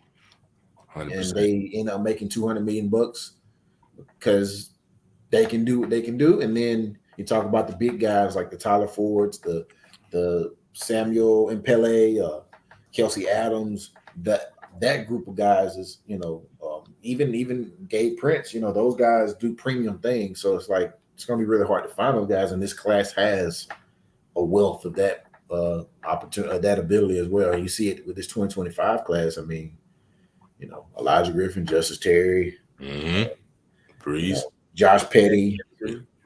I mean, there's a lot of premium C.J. Wiley, Travis Smith. Like, these are guys that don't grow on trees, and they make, they're at positions that, if you have a good one, it change. I mean, even at quarterback, Julian Lewis, you start, it's hard to find these players, and Georgia has a bevy of them in the 2025 class.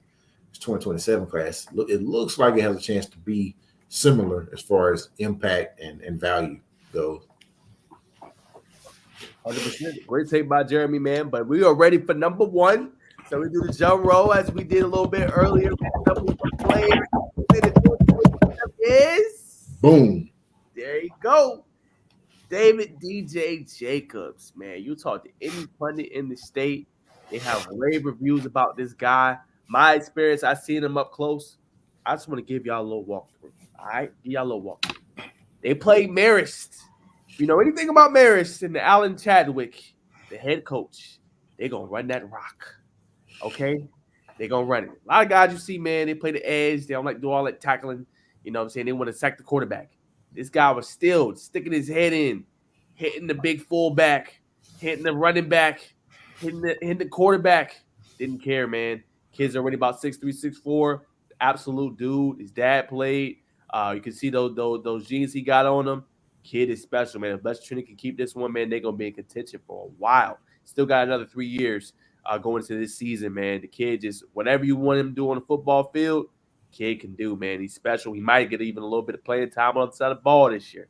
That's how he is, man. So, hey, watch out for DJ Jacobs. Next level player, next level athlete, man. And again, to Jeremy's point about LaDainian Guyton, I think this guy right here will be playing on Sundays, man.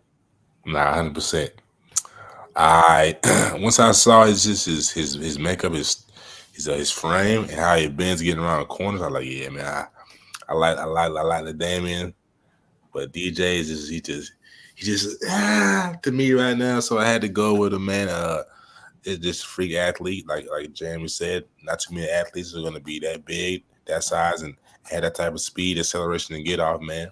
So that's why we got Mr. Jacobs here and Mr. Number One, Mr. UNO.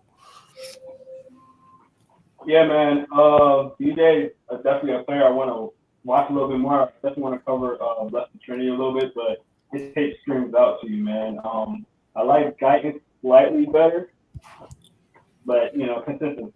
So, these guys had him number one. I had him number two. It's all good. But, really good player, man. He's a beast. He can play all across our defensive line. I do like that part about him as well. So I think he's going to be a dog. What you think, Jeremy? I mean, these two are going to be connected for a while because they're both. This is another really special athlete. I mean, very special at what he does. Very fast, very, very athletic, very long, great genes. Obviously, his father played at Georgia.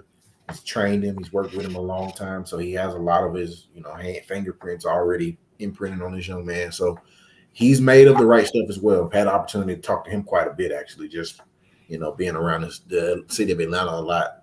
And this young man's made of the right stuff. He's gonna have 4.0 GPA. He's gonna be in the classroom. He's gonna be one of those guys that leads by example. He's gonna be one of those guys that's gonna be on time to every meeting. He's going to be yes sir, no sir. He's going to be a high character individual. And to me, if you're going to say, hey, I'm going to invest the number one pick in someone, okay, I got to be able to check those boxes. That part of his game, we can talk about the athleticism. There's great. But that part of his game is what, to me, makes him, okay, this is a guy that you start projecting the physical traits. And then you're like, okay, well, the character's there too. And you're going to go, and this is going to be a complete package as well. As much as I, didn't want to get into hyperbole about LaDainian Guyton, or as Najeh says, Guyton. This young man is also another special one that has a chance to play on Sunday and play for a long time, just because he's one of those 1% athlete type of guys that can do things that not a lot of human beings can do. At 6'5", able to bend. He actually plays a little more as a stand-up guy at this moment, just being able to stand up. I mean, I was at a camp 2 weeks ago, and he was playing in the slot covering receivers. So you can do that kind of thing. He's gonna over time. He's going to add weight simply just by age. And I mean, if you know anything about his father was an interior defensive line. They're very similar in stature. His dad was about 6'5", 6'4". So if he gets to 225, 230, okay, now we're talking about, a complete package as a pass rusher because he'll have the speed, he'll have technique, he'll have length to be able to go and get the quarterback. And this is a guy that'll be a 10 sack guy as soon as this year, probably in high school. So very, very intriguing prospect. Both of these guys, LaDainian and DJ, are elite athletes at the edge position for sure. Certainly. Great impression right there by Jeremy, too. Shout out to him. I love it, man. But that is our top 27 list, man. I hope y'all enjoy it. We always get great feedback. We're going to get Jeremy's thoughts on it before we let him go in just a second. But, man, we love the list, man. This list went so crazy just putting it out that we was going to do this, that we got people want the Alabama edition. Yes, Jeremy, Alabama edition. I was like, okay. I was like, we're going to have to do some research. You know what I'm saying? We know some guys, but we're going to get some research in, man. So we're thinking about starting with 26 since 25 is kind of solidified already. So I think 26 is where we're going to start. And then maybe as the season goes, we'll do a 27 or something like that. But we might do an out-of-state edition here pretty soon. So y'all stay tuned for that, man. I hope y'all enjoyed this list. Shout out to all the players that made it. For the players that didn't, around the cusp of making it, do your thing this season and go ball out. And you might get the call to get that free Phenom merch. All right? You get the call. Go ahead, do it one time. You ball, you get the call. Get that. Let me get that. You ball, you get the call, Jake. You know. Off the Nokia. Yes, sir. Well, let's throw it to Jeremy. Jeremy, give us an honest. Give us an honest assessment, though, Jeremy. What would you rate that list? Scale. You can do scale 1 to 10, or you give us a grade A, B, C, D. What you rate that? I mean, I think y'all definitely nailed that one. I mean, I would give it a really strong 10 just because, 2027 classes, a lot of those young men did not get an opportunity to play yet. And then you have some guys that just have developed and had the opportunity and have been thrust into an opportunity where they're going to play a lot. And you guys have done a lot of work. I know I've seen you guys pretty much at everything I've been at. So you've been at camps and seen some of these guys as they've progressed, in the off season and, being a part of 7-on-7 and going to camps. And so, some of these guys that people may not know as household names on the high school level yet are, beginning to have their opportunities here just because you guys were able to see them early and see them in camp. So salute to you guys for doing the groundwork and getting this right, because there are a lot of really good guys that I don't think, the general public know yet. There were a few that I personally had never heard of yet. So, that's salute to you guys for doing that and putting in the work to be able to do this the right way. I think you guys nailed it for sure. Appreciate that. Sage. Real quick, I want to give a quick shout out to Mr. Matt Brown, watching this right now. You see his name at number 7. Says blessed to be the number 1 linebacker and number 1 player in Georgia. Thank you. So appreciate that, man. See you guys watching. So if you are watching, let us know that you're watching. We do appreciate the love back, man. 100%, man. This is why we make this list, man. It always does well with the kids, man, especially the parents. So if y'all want to do more lists like this in the future, stay tuned. We might have some more awards, postseason awards here for the pod in general. Still working out details on that, man, but stay tuned for that. You might hear your name as Offensive Player of the Year. You never know, and get some free Phenom merch. So that's why I said, if you ball, you won't get the call. So it says that. I know what we saying, man. But I'm gonna throw it to the fellas if they got any questions for Jeremy. We know he's the Georgia expert. They got a lot of guys. We got to see John Tavis this past week, man. We feel like Jeremy's the Georgia pro before we let him go. We know he's a busy guy. But I throw it to you fellas if you got any more questions for Jeremy before he goes. Jeremy, what are you most looking forward to with this upcoming season? At the high school level or college level? High school. Oh man, there's so many good games this year. Like there's some games where some of these teams down south are going to come up here. I'm excited to see Blessed Trinity take on Savannah Christian. That's going to be a good early season matchup that you'll get to see LaDainian Guyton and DJ Jacobs on the same football field. So, that's going to be one. And then some of these like early like non-region games are going to be intriguing. Like Prince Avenue they play Blessed Trinity early in the year. So there's going to be some opportunities to see some of these guys that we don't necessarily see a lot because we live in the Atlanta area. Todd Robinson will be up here when he plays South Gwinnett, I believe, like week 2 or 3. That that's going to be exciting. He's one of the most exciting football players in the state of Georgia. I mean, regardless of where he's ranked recruiting wise, and he's going to go play defense in Georgia. But I'm going to go watch a high school football game. Todd Robinson might be one of the most exciting players in the state. Just running the ball, passing the ball, a little bit of everything for Valdosta at quarterback. They put a lot on him, and he responds, by doing a lot in return. So I'm looking forward to seeing some of those games. Obviously, you get later in the year, you'll get to see the Carrolltons, you get to see the Westlakes and the Woodward Academies, the Miltons. Those teams will be there. There will be teams we'll all see a lot. So, but I'm kind of looking forward to seeing some of these teams that I don't see a lot from down south. Before I throw it back to Jerome, I do want to say Jeremy has actually put me up on Game of Valdosta, man. A team I got real high in 6A, in my humble opinion. And I agree with Jeremy. I think they could be a team that could make it to the semifinals, man. Like when you look at their team in totality, and what they got with Deron Foster, and then obviously, as he said, Todd Robinson. And this is a team, and I talked to them in Macon. They're not just going to be running the ball this year. Like they looking to throw the ball, as their head coach said. And I think we look at the talent perspective, all the weapons they got, and then how physical they on the defensive side of the ball. And they got a shutdown corner in Jalen Copeland, who I know obviously Jeremy's talked a lot to. Like Valdosta, like you better bring your chin strap. You better be ready to play, man, because them boys are gonna come at you, man. And I really think they're gonna have a special year this year. I could just feel it talking to the coach. I've watched some film on some of these players, and a matchup I got circle probably won't be at a 10. Camden County, Valdosta. Ooh, I know that's down south, and I know they near Jacksonville, Camden, but them two teams going at it. Woof, man. Yeah. Elias Williams and what they got going, and they running back crew. That's gonna be a heck of a game. It's gonna be very physical. I mean, like you said, Valdosta is one of the more. They're one of the most physical teams I saw in the padded camp season this year. You hear them like you at a camp and you kind of looking and watching over here, yada talking.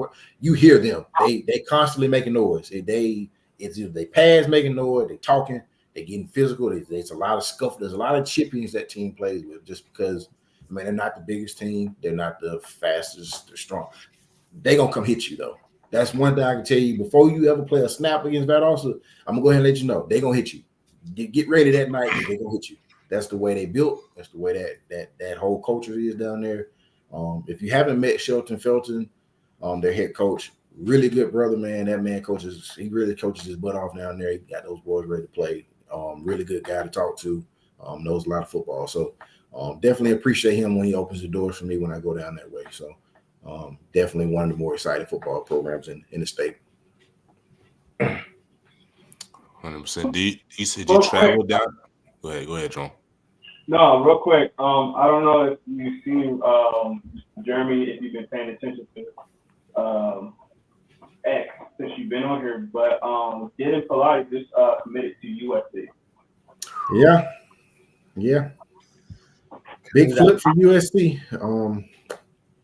I know that's been, he's been rumored to be flipping to a couple places throughout his process. I know obviously Florida State was a big target at one point, Auburn, and then, you had Tennessee made a run here lately, and then USC got him out on campus last week, and things went the way they've gone, and he's now a USC Trojan commit. I mean, Jada Pilates is a really good football player, so USC is getting a really good football player. I think he can do a lot of different things on defense, especially in that scheme they have. I mean, it's going to be like a really good fit for him. So, that's kind of what it is at this point of year. You guys get on campus, and it's crunch time. So I start making decisions, and that's a big one for USC for sure.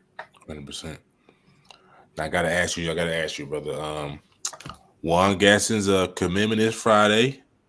Per the site that you work for on 3, I gotta lean him towards the Dogs. You know what I'm saying? If you can, could you provide us any intel, any double fisted scoops? You know what I'm saying, for us and the viewers alike?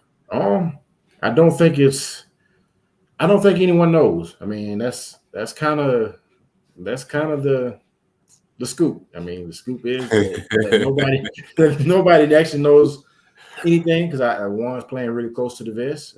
Had a chance to talk with him yesterday.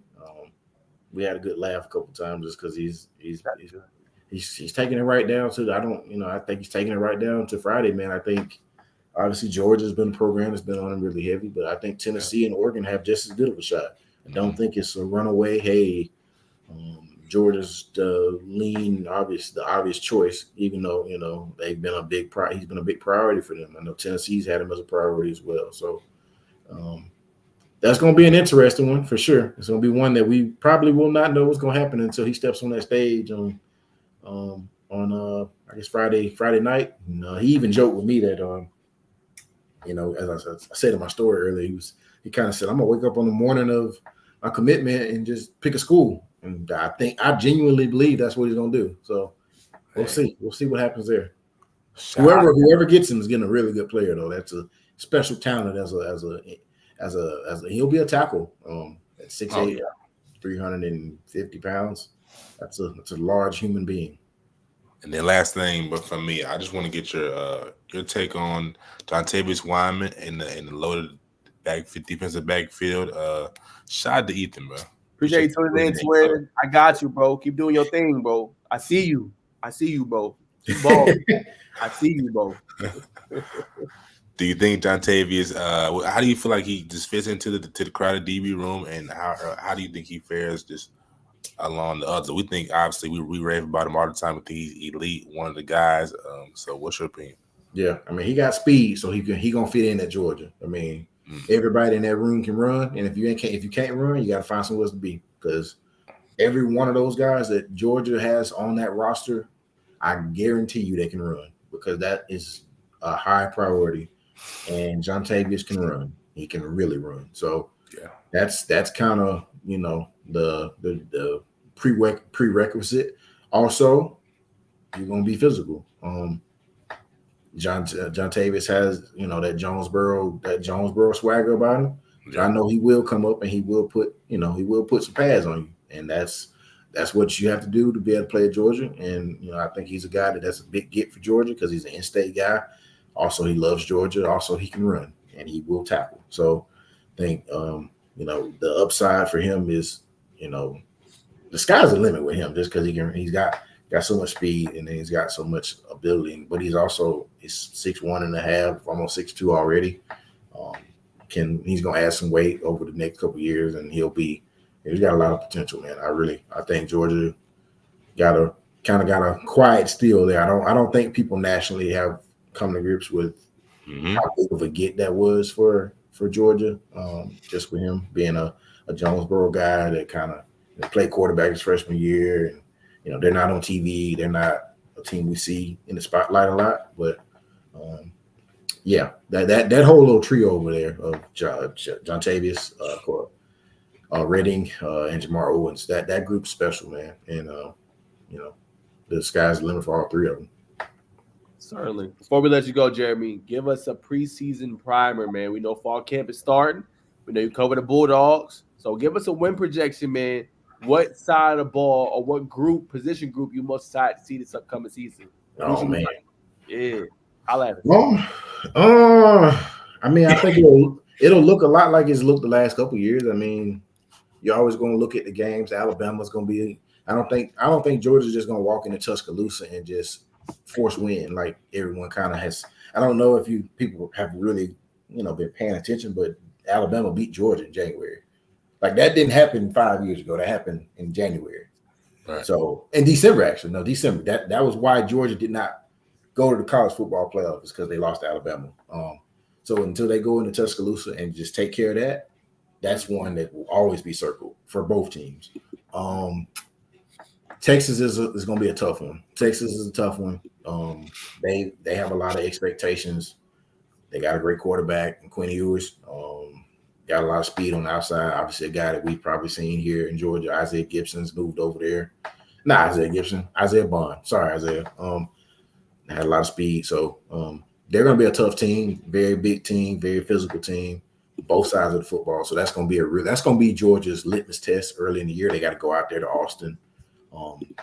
I don't think by any means losing one of those two games kills Georgia's season like it has in the past, blah, blah, blah, because of the playoff. But that's going to be a litmus test, both of those 2 weeks. And then the Ole Miss game and the Tennessee games are games that, we'll see what they, you got to go to Oxford and then you get Tennessee at home. So those are the 4 landmines, if you will. The opener against Clemson is always going to be dicey. It's an opener. It's a neutral field site. It's a good opponent, physical team in Clemson that, they got a lot to prove this year. So that's going to be a good matchup.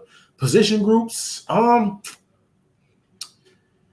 going to go with 2. I'm going to say the wide receiver group because I feel like that group has been, I want to say disrespected, but Georgia lost Lad McConkey and they lost I'm blanking on his name. What's my guy? A receiver. Brock Bowers, and then obviously there was another receiver they lost and went to the NFL as well. Oh man, I cannot believe I'm blanking on his name right now. Marcus Rosemary Jackson. There you go. Tough name to remember. Guy that definitely was a little underappreciated because he was always in the right spot. Anytime he needed a big play, he made them. With Lad McConkey did. We all know what those 3 guys did at Georgia. But they're gonna have to find guys to replace that. And they got a couple new guys, Kobe Young, Arian Smith needs to kind of step into a 3 role, and that whole group's gonna be fun to watch. And they got an opportunity to have some big plays without obviously not having Brock Bowers. You got to find someone else to get those touches. So Oscar Depp's a good tight end, and he's a big time player as well. So we'll see what happens there. And then quarterback, man, Carson Beck has the opportunity to be one of the best quarterbacks in college football. Been in college 5 years now. He's a grown man. So he's added some size and he's got a lot of experience. Played 13 games last year, 14 games last year. So it's his turn to be, the man per se. So I feel like that's kind of where the excitement will be, especially early in the year. There it is, man. Again, this is the Georgia expert, man. So y'all go get at him, man. I mean, this guy covers on the level, but I know he slept on, what I'm saying, as far as covering the team. But I'm telling you, man, whenever I share him a question about Georgia, give me some good intel, man. So again, this is a recruiting guy. This guy knows football, okay? Played sport and knows. All right, y'all get at him, man. I love hearing from one of the most knowledgeable brothers that I know, and love having that playful banter with him on the college football realm. One more, we'll let you go, man. It's really the last one. Okay. Who do you see making the college football playoff this year? Like, give me like 4 teams. You like, okay, they're locks. Yeah, I know it's kind of tough. That's why I want you to do 12. Just give me like 4 locks. Like, man, yeah, they gonna make it some way somehow, whether that's winning the conference or not. 4 locks. I think Ohio State's one. Yup. I mean, suck it up, Jerome. Yeah, Ohio State's a lock. Sorry, I'm sorry, Jerome. I know how you get down, and I know this hurts to hear, but that's a good situation up there in Columbus. Oregon, I think Oregon's a lock. I don't know that they'll win the conference, but they'll be one of the best 12 in the bunch. Georgia, I think we talked about the schedule. They'll have those landmines that if they navigate them with any success, they'll be fine. Who's the 4th lock? Trying to think of the conferences. You know what? I'm going to go Clemson. I'm going to go Clemson because I think Clemson playing this game against Georgia early in the year will get a good finding out of who they are. You look at their roster, look at their defense. I think their defense will be able to keep them in some games that they may not have the firepower necessarily that early in the year. And I think Cade Klubnik will take his strides this year. He's played a lot of football already at Clemson.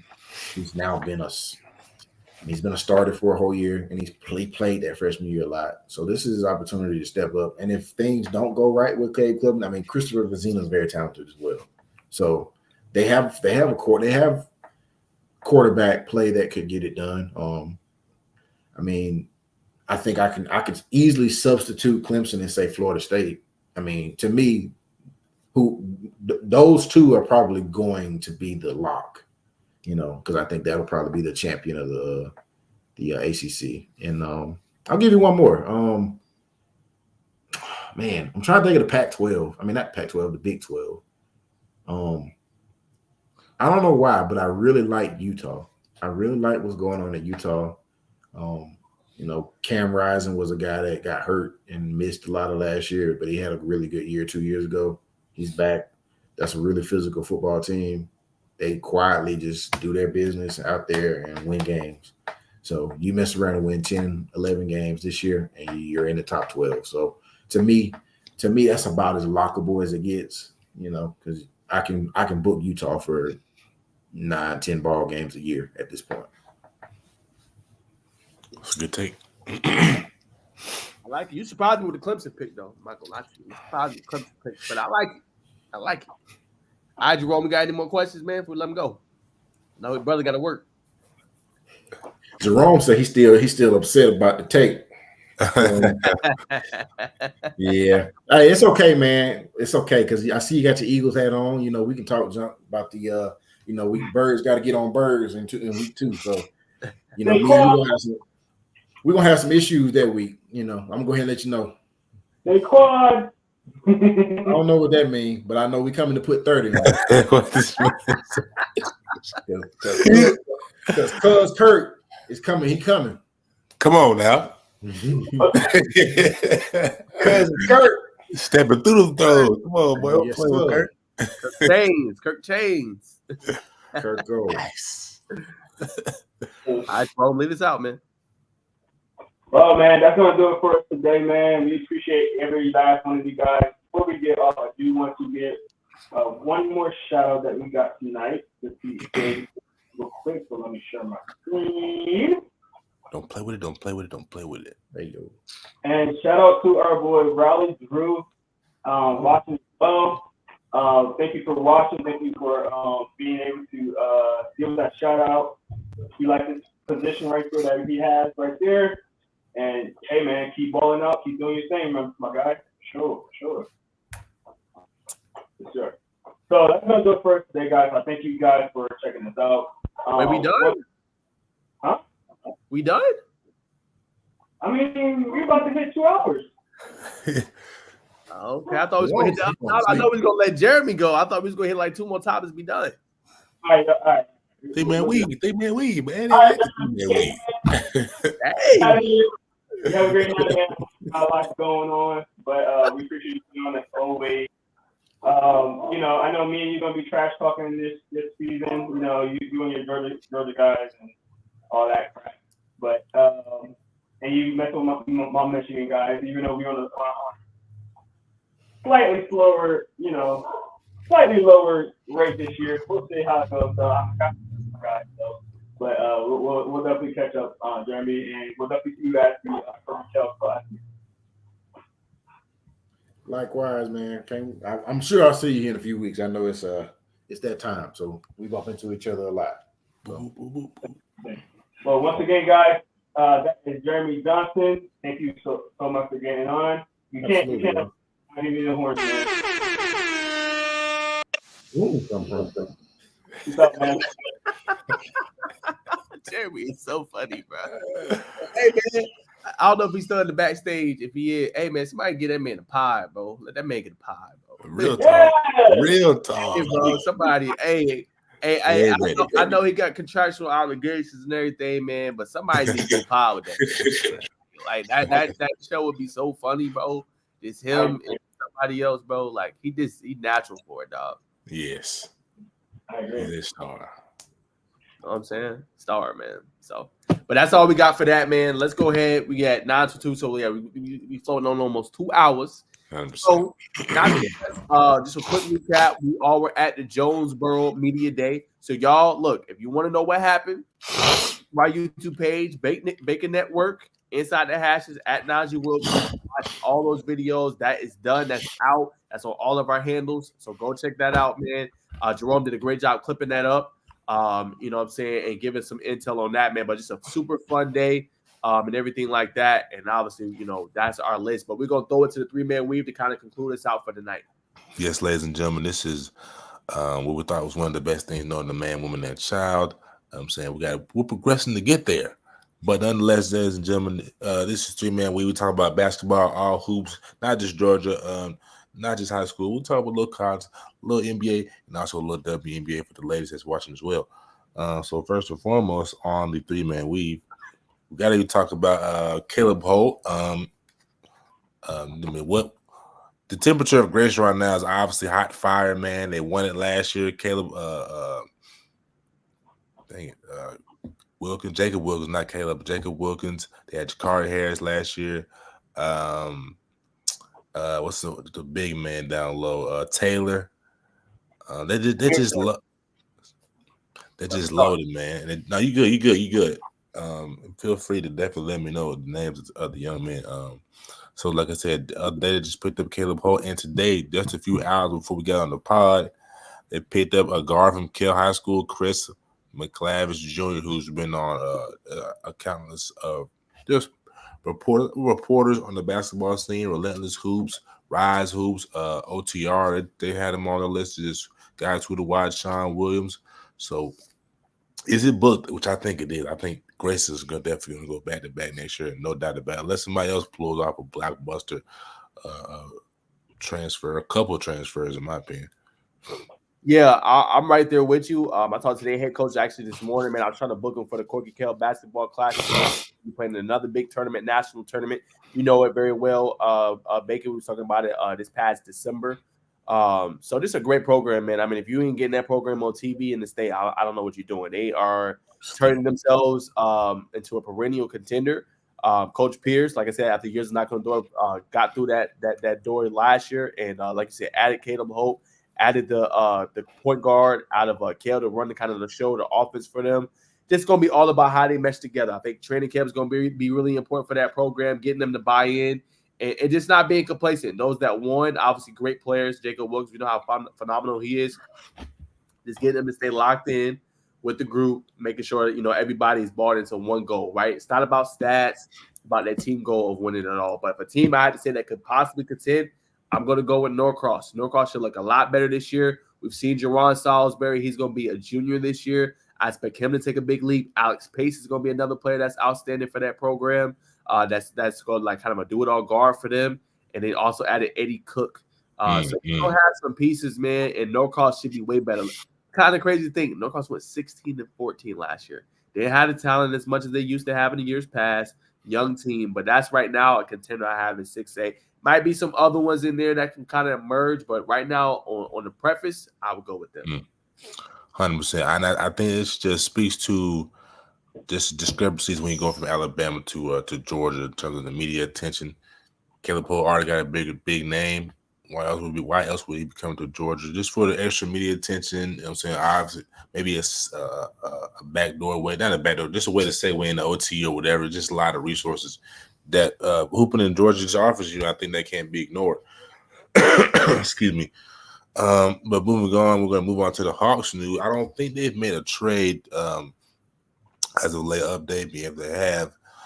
But just to give y'all a little update, just on Atlanta Hawks basketball, if you're Hawks fans. So a step in the right direction for the Atlanta Hawks. With unloading the DJ's contract, it just went to New Orleans. We're freeing up some cap space, getting rid of some unwanted contracts. We have moved back into the green. We are no longer paying luxury tax, which I think is big. Tony Wrestler's son, I can't remember his name, but apparently I've been hearing through some source on YouTube, that he's no longer making the basketball operation decisions. It is now on Landry Fields, and Landry Field has benefited from having just some competent guys around him who definitely know what they're talking about, i.e. Kyle Korver, some others. So that just signed Veet to a 4-year, $10 million contract. He spent a lot of he had a two-way last year playing in the G League and playing with the Hawks. Also moving DJ's contract off the books He's got some money to secure Jalen Johnson, who I know is a fan favorite. What's his name? He had a 25-point game in the summer league. Keaton Wallace is his name that you may not be familiar with. He spends a lot of his time in the G League. Signed him to a 2-way contract. Expect to see Kobe Covington come off the bench. The brother right now who's playing for the Aussies, number 3. He's more of a defensive guard. They want to pair just longer defender, 2 guards with Trey.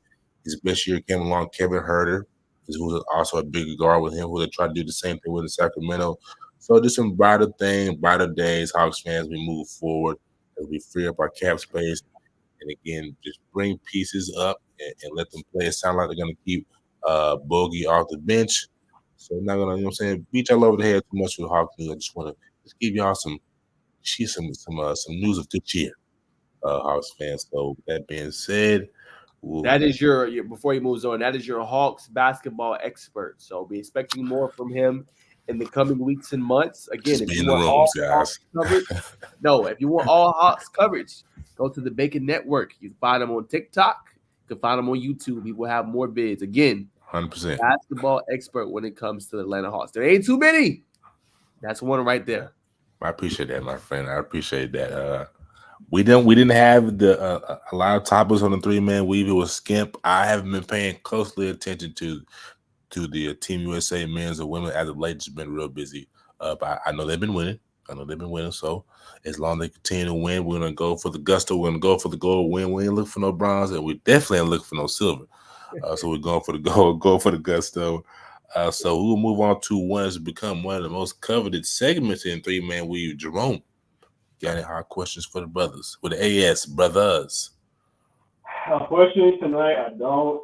Dealing with doing all the graphics all day today. Good, man. Interviews out, man. I've been swamped. I don't have nothing. So I do apologize. I swear to you guys, I'll have 2 tomorrow. Next week. I have 2 next week. Good. You good, but when you get done, crack you open a couple cold ones. I'm gonna put my pills on the screen. I want to look like a dog.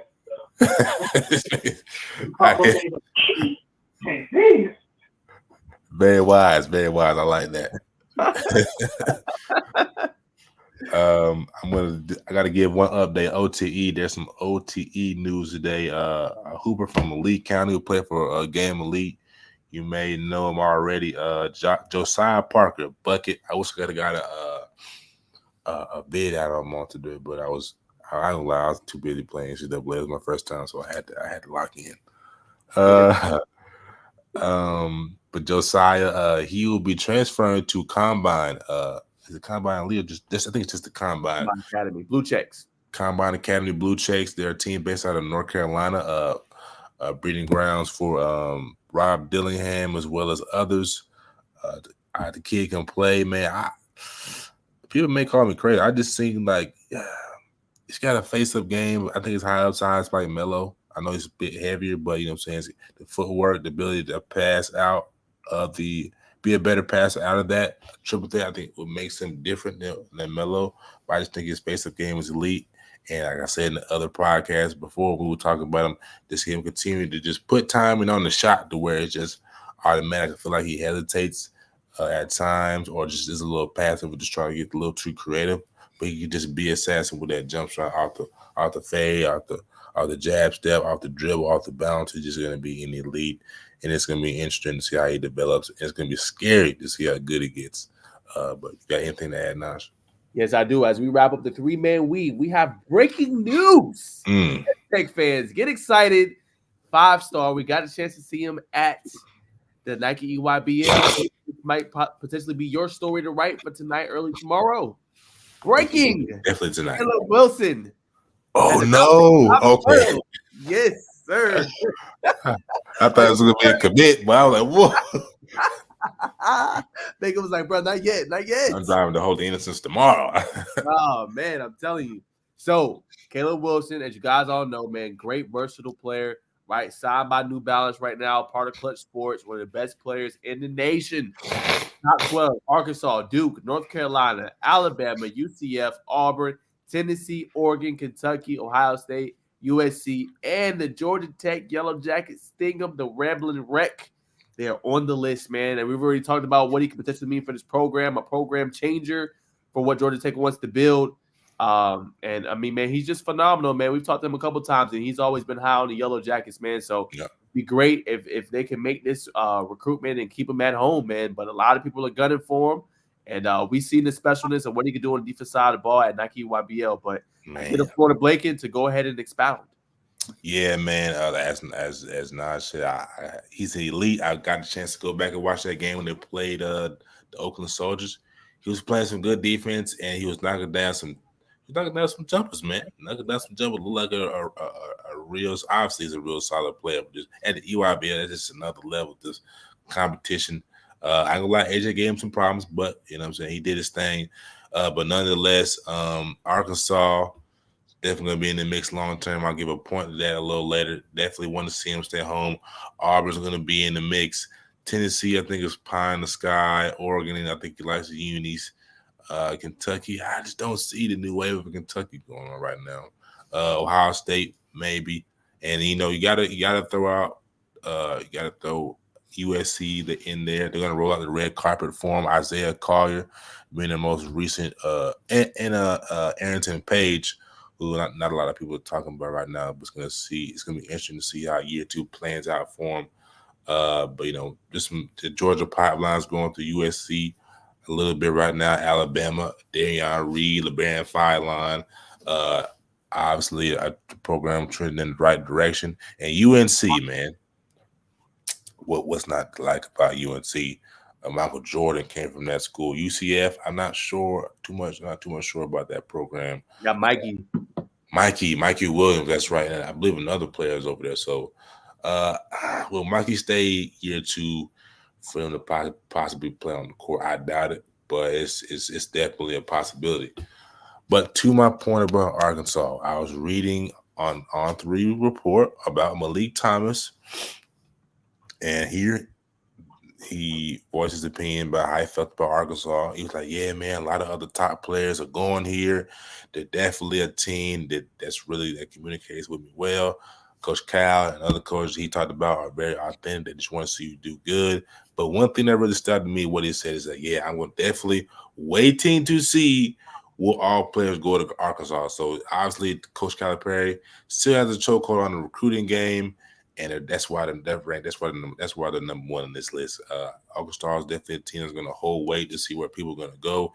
And I definitely, Caleb Wilson, as well as Malik Thomas, as any other recruit in the nation, we like this, man. Who's going to Arkansas? Because, you know what I'm saying, we could see a resurgence of what Coach Cal did in Kentucky with these super teams coming out of nowhere. So, yeah, that's my take. But definitely big shout out to Caleb for doing his thing. And we hope you stay home and come to Georgia Tech, brother. No lie. Come hoop with Kai and the rest of the crew.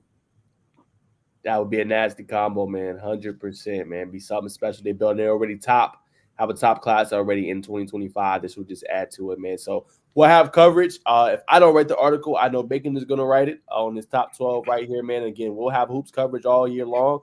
And as we said, OTE is shaking up really well, Bacon, for this upcoming season. Me and you are actually plugged in with both. You know, we just got, invited to that OT Select. As well with the top women hoopers. So imagine what the top boy hoopers are going to look like, man. They already got Marcus Lanier on the circuit, Kai Fleming, and they just got, I've obviously said, Josiah Parker. So I know they're going to have more athletes coming, and I think it's going to be a fun season to watch.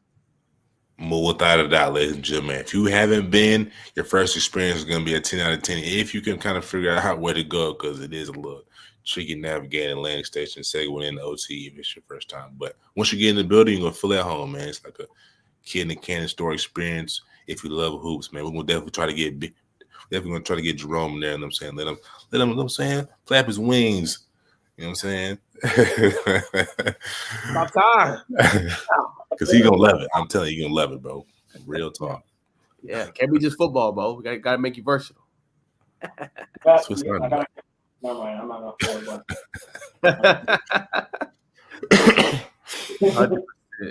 But no, go ahead, Big. I'll let you call it. This is your segment.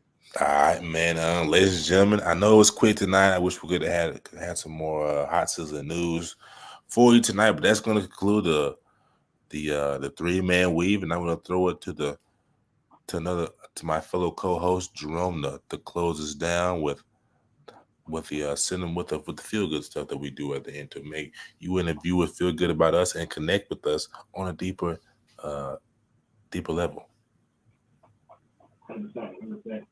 All right, I can close now. Is that good? You good? I'm going. Go. I'm telling you, I got this toothache. I'm trying to get out of here as soon as possible. So I feel apologize to my boys for this. No, okay. But yeah, man, we appreciate everybody that's on here. Shout out to the boy Bacon with 125 viewers. Woo! I can't take credit for that, man. The people who retweeted this video, man, shout out to y'all, man, because without y'all like supporting us, we can't do this. We can't have the viewers that we do. So thank you to y'all. 100%. I mean, going crazy on Twitter, but thank you guys for everybody that's in here. Of course, we want to go through our last quick 2 segments real quick, and that is where we're going to be at this week. I'm undecided. I know I got to be at McKeeston High School for the Sales Cup invitation on Saturday. I'm kind of back and forth on what I want to do Sunday. I kind of want to chill, but at the same time, I kind of want to see these top women hoopers. So go watch the women, bro. Yeah, I'm kind of like undecided there, but that's kind of how my weekend kind of shapes up.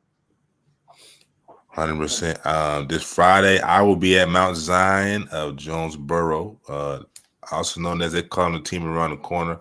My friend, very good friend, who's the OC out there, Coach Peaks, man. Coach Peak, not Peaks. Coach Peak, I'm gonna go see. Tap into those boys, those young men. He said they got some gems over there, man, and I believe him. Coach Peak gonna say it. I'm gonna go see what they're talking about. So that's where I will be at this Friday, and then this weekend, I will be at the Bacon family reunion. We in church. That might get copyrighted for that, but I'm gonna go chill with the family, man. I'll probably be getting work out too when I can, because that's just how I am. This bit is nonstop. That's where I will be at this weekend. Yes, sir. I will most likely be at Cedar Grove.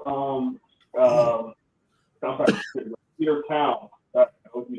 Cedar Town scrimmage. My boy Tate Harris invited me out. He wants to do some things with some filming, stuff like that. So we're working something out right now. But they're playing Trope right now on Friday. So that's my most likely destination. I also got invited to the IMG Academy Media Day.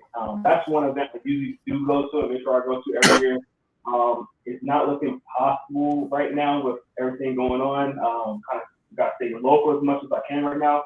But if Cedar Grove and Cedar Town don't really work out, I might find a way down there. But I do really want to go down there, especially since my boy Ty Hawkins transferred down here. I would love to talk to him and get an interview with him. I'm always around him. I never got an interview with him, so I would love to do that. Still kind of deciding. It's probably going to be a last-minute decision if I do it. But that's my 2 destinations for this week. All right, let's get quick words of wisdom. I'm going to be quick because I don't have much to say. I'm just going to say, if you have a toothache, man, do something about it as soon as possible. Because, it might feel good now. I mean, it might feel good later on, and blah, blah, blah. Get taken care of because it'll creep back in, and that's exactly how my tooth hurting right now. Go ahead, guys. I'll say this, for us, mainly speaking to young men, but definitely the young ladies too. If you're a young man, you're thinking about, man, how am I gonna be?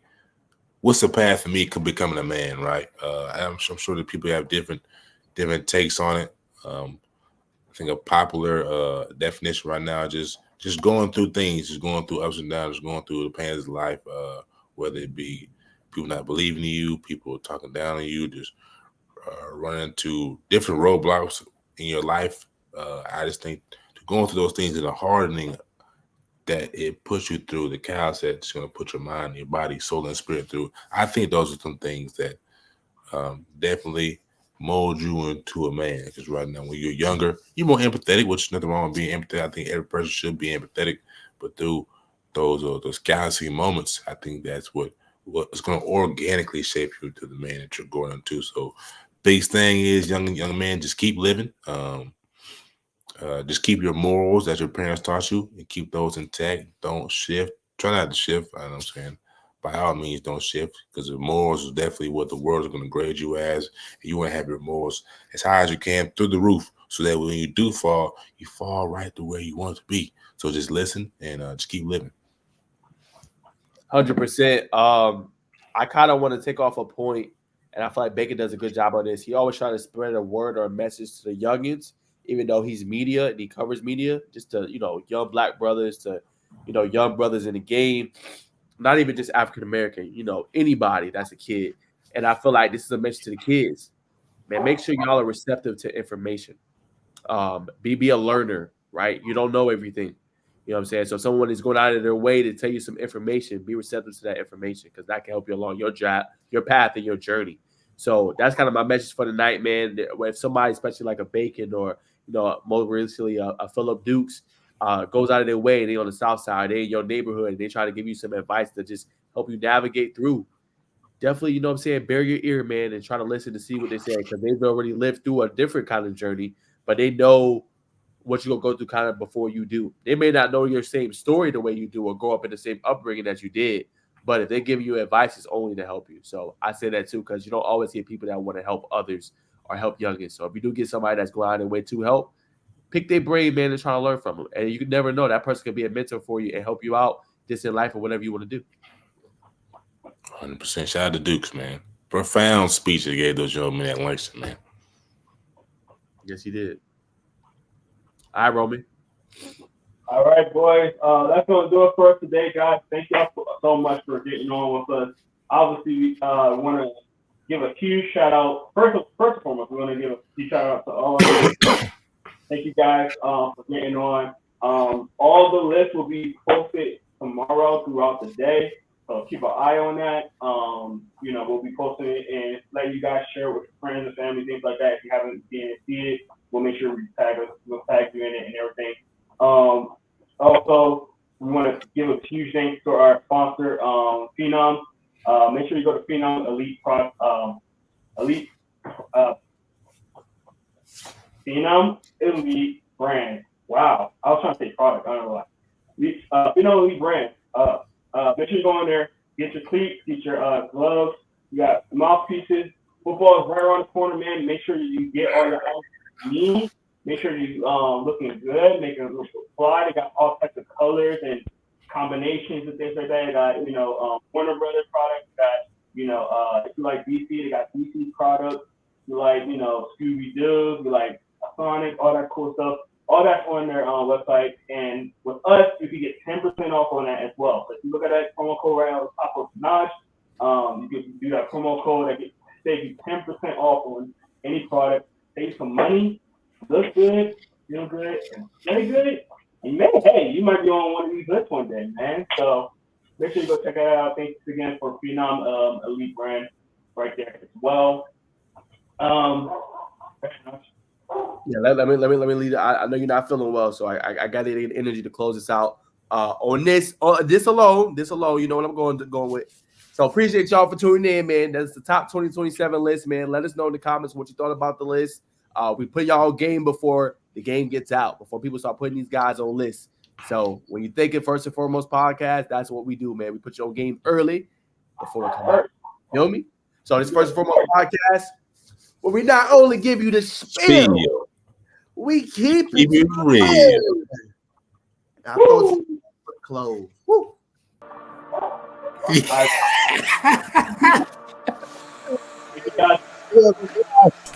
sure you check us out all on social media right down here. We have all the stuff posted on the next couple of days, and we have a great stuff. Thank you guys so much.